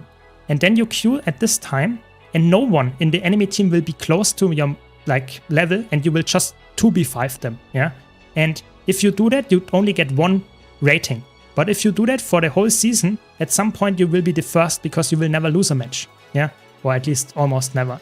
And this is the way, so to say, how you can do rank 1. But is it fun? Not really. It's just pushing, like you are abusing the leaderboard system or the matchmaking. And that's because there's so little population. So I would say my highest rank was never like done like that. My highest rank was like, I think ranked 27 or something. I just played and had fun. And I ended like rank 27, which is a little bit sad, because if you have 25 or lower, you get a different title. But my highest rank was 27. And at some point in the really early stages of Path of Fire, actually my account was for like 2 weeks, was rank 1. Sadly not at the end of the season, but I was like actually holding the rank 1 spot for 2 weeks. That was quite fun. But that was a long time ago. Yes, I played some Luminary. I will do a video about it very soon. So you missed it today, but that's fine. You will get a video about it. And I will play it, of course, in the extra release. Yeah, you remember, that's true. Sadly, that's true. Welcome, gentlemen. Welcome. Yes, see you, Snowdrop. Thanks for joining. See you. Yeah, I also think that's the end of today's stream. I'm already quite tired. Thanks a lot for watching. It was really fun. Be sure to check out my YouTube channel if you haven't already. I wish you a very nice evening. Take care. I hope to see you on Saturday when we start my Zero to Hero journey, which is obviously big hype. Yeah, so be like happy to see that happening. I put a lot of effort into my idea there and how I will approach it, a little bit different than other content creators, but stay tuned, more on that very soon. And of course, if you can't join, don't worry, I will also do an edited version in YouTube videos in a series there. But that's my next steps. So the beta was fun, but now to the next one. Zero to Hero on Saturday. Thanks a lot for watching. See you all around. Good night. Take care. See you.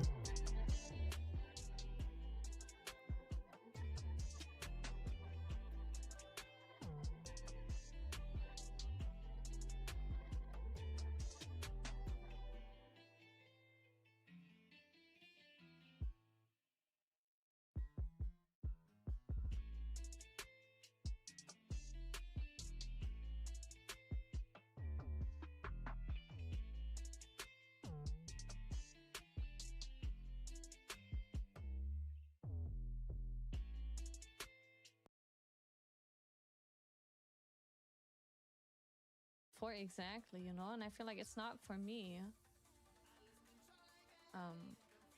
Or maybe it's not for me. Hi, Sarah! Hello! Thank you so much for the raid. I appreciate it. Welcome, raiders. Hi. Hello. Hello. Good to see you. Thank you so much for the raid. I hope you had a good time playing Guild Wars 2. Welcome, raiders. Hi. My name's Ari. I'm a cheetah VTuber. And I recently returned to Guild Wars 2 after 12.5 years. Timur said he likes you. I appreciate it. Thank you. Thank you so much. Everyone, please make sure to check out our lovely raider. I'm sure they're a very nice person. I'm sure they're very lovely. Hardcore players say Guild Wars 2 is too casual. I think you're always gonna have people that are gonna have, you know, expectations that won't be able to be met. But I think what for me personally is important that, you know, like the majority of people doesn't feel that way. 12.5 years, you missed so much. I know, right? Last time I played was literally when the game came out. So right now we're trying. We made like a little with people from stream, our tiny, very cozy guild. We're trying to farm some hero points so that I can finish maxing out my spec and I can finally use it. But hi, raiders, thank you so much. I appreciate you stopping by today. If you need to leave, if you need to like raid and run, and you need to dip, that's totally okay. I understand, you know? I understand. But if you want to, you can stay without a tiny bit longer.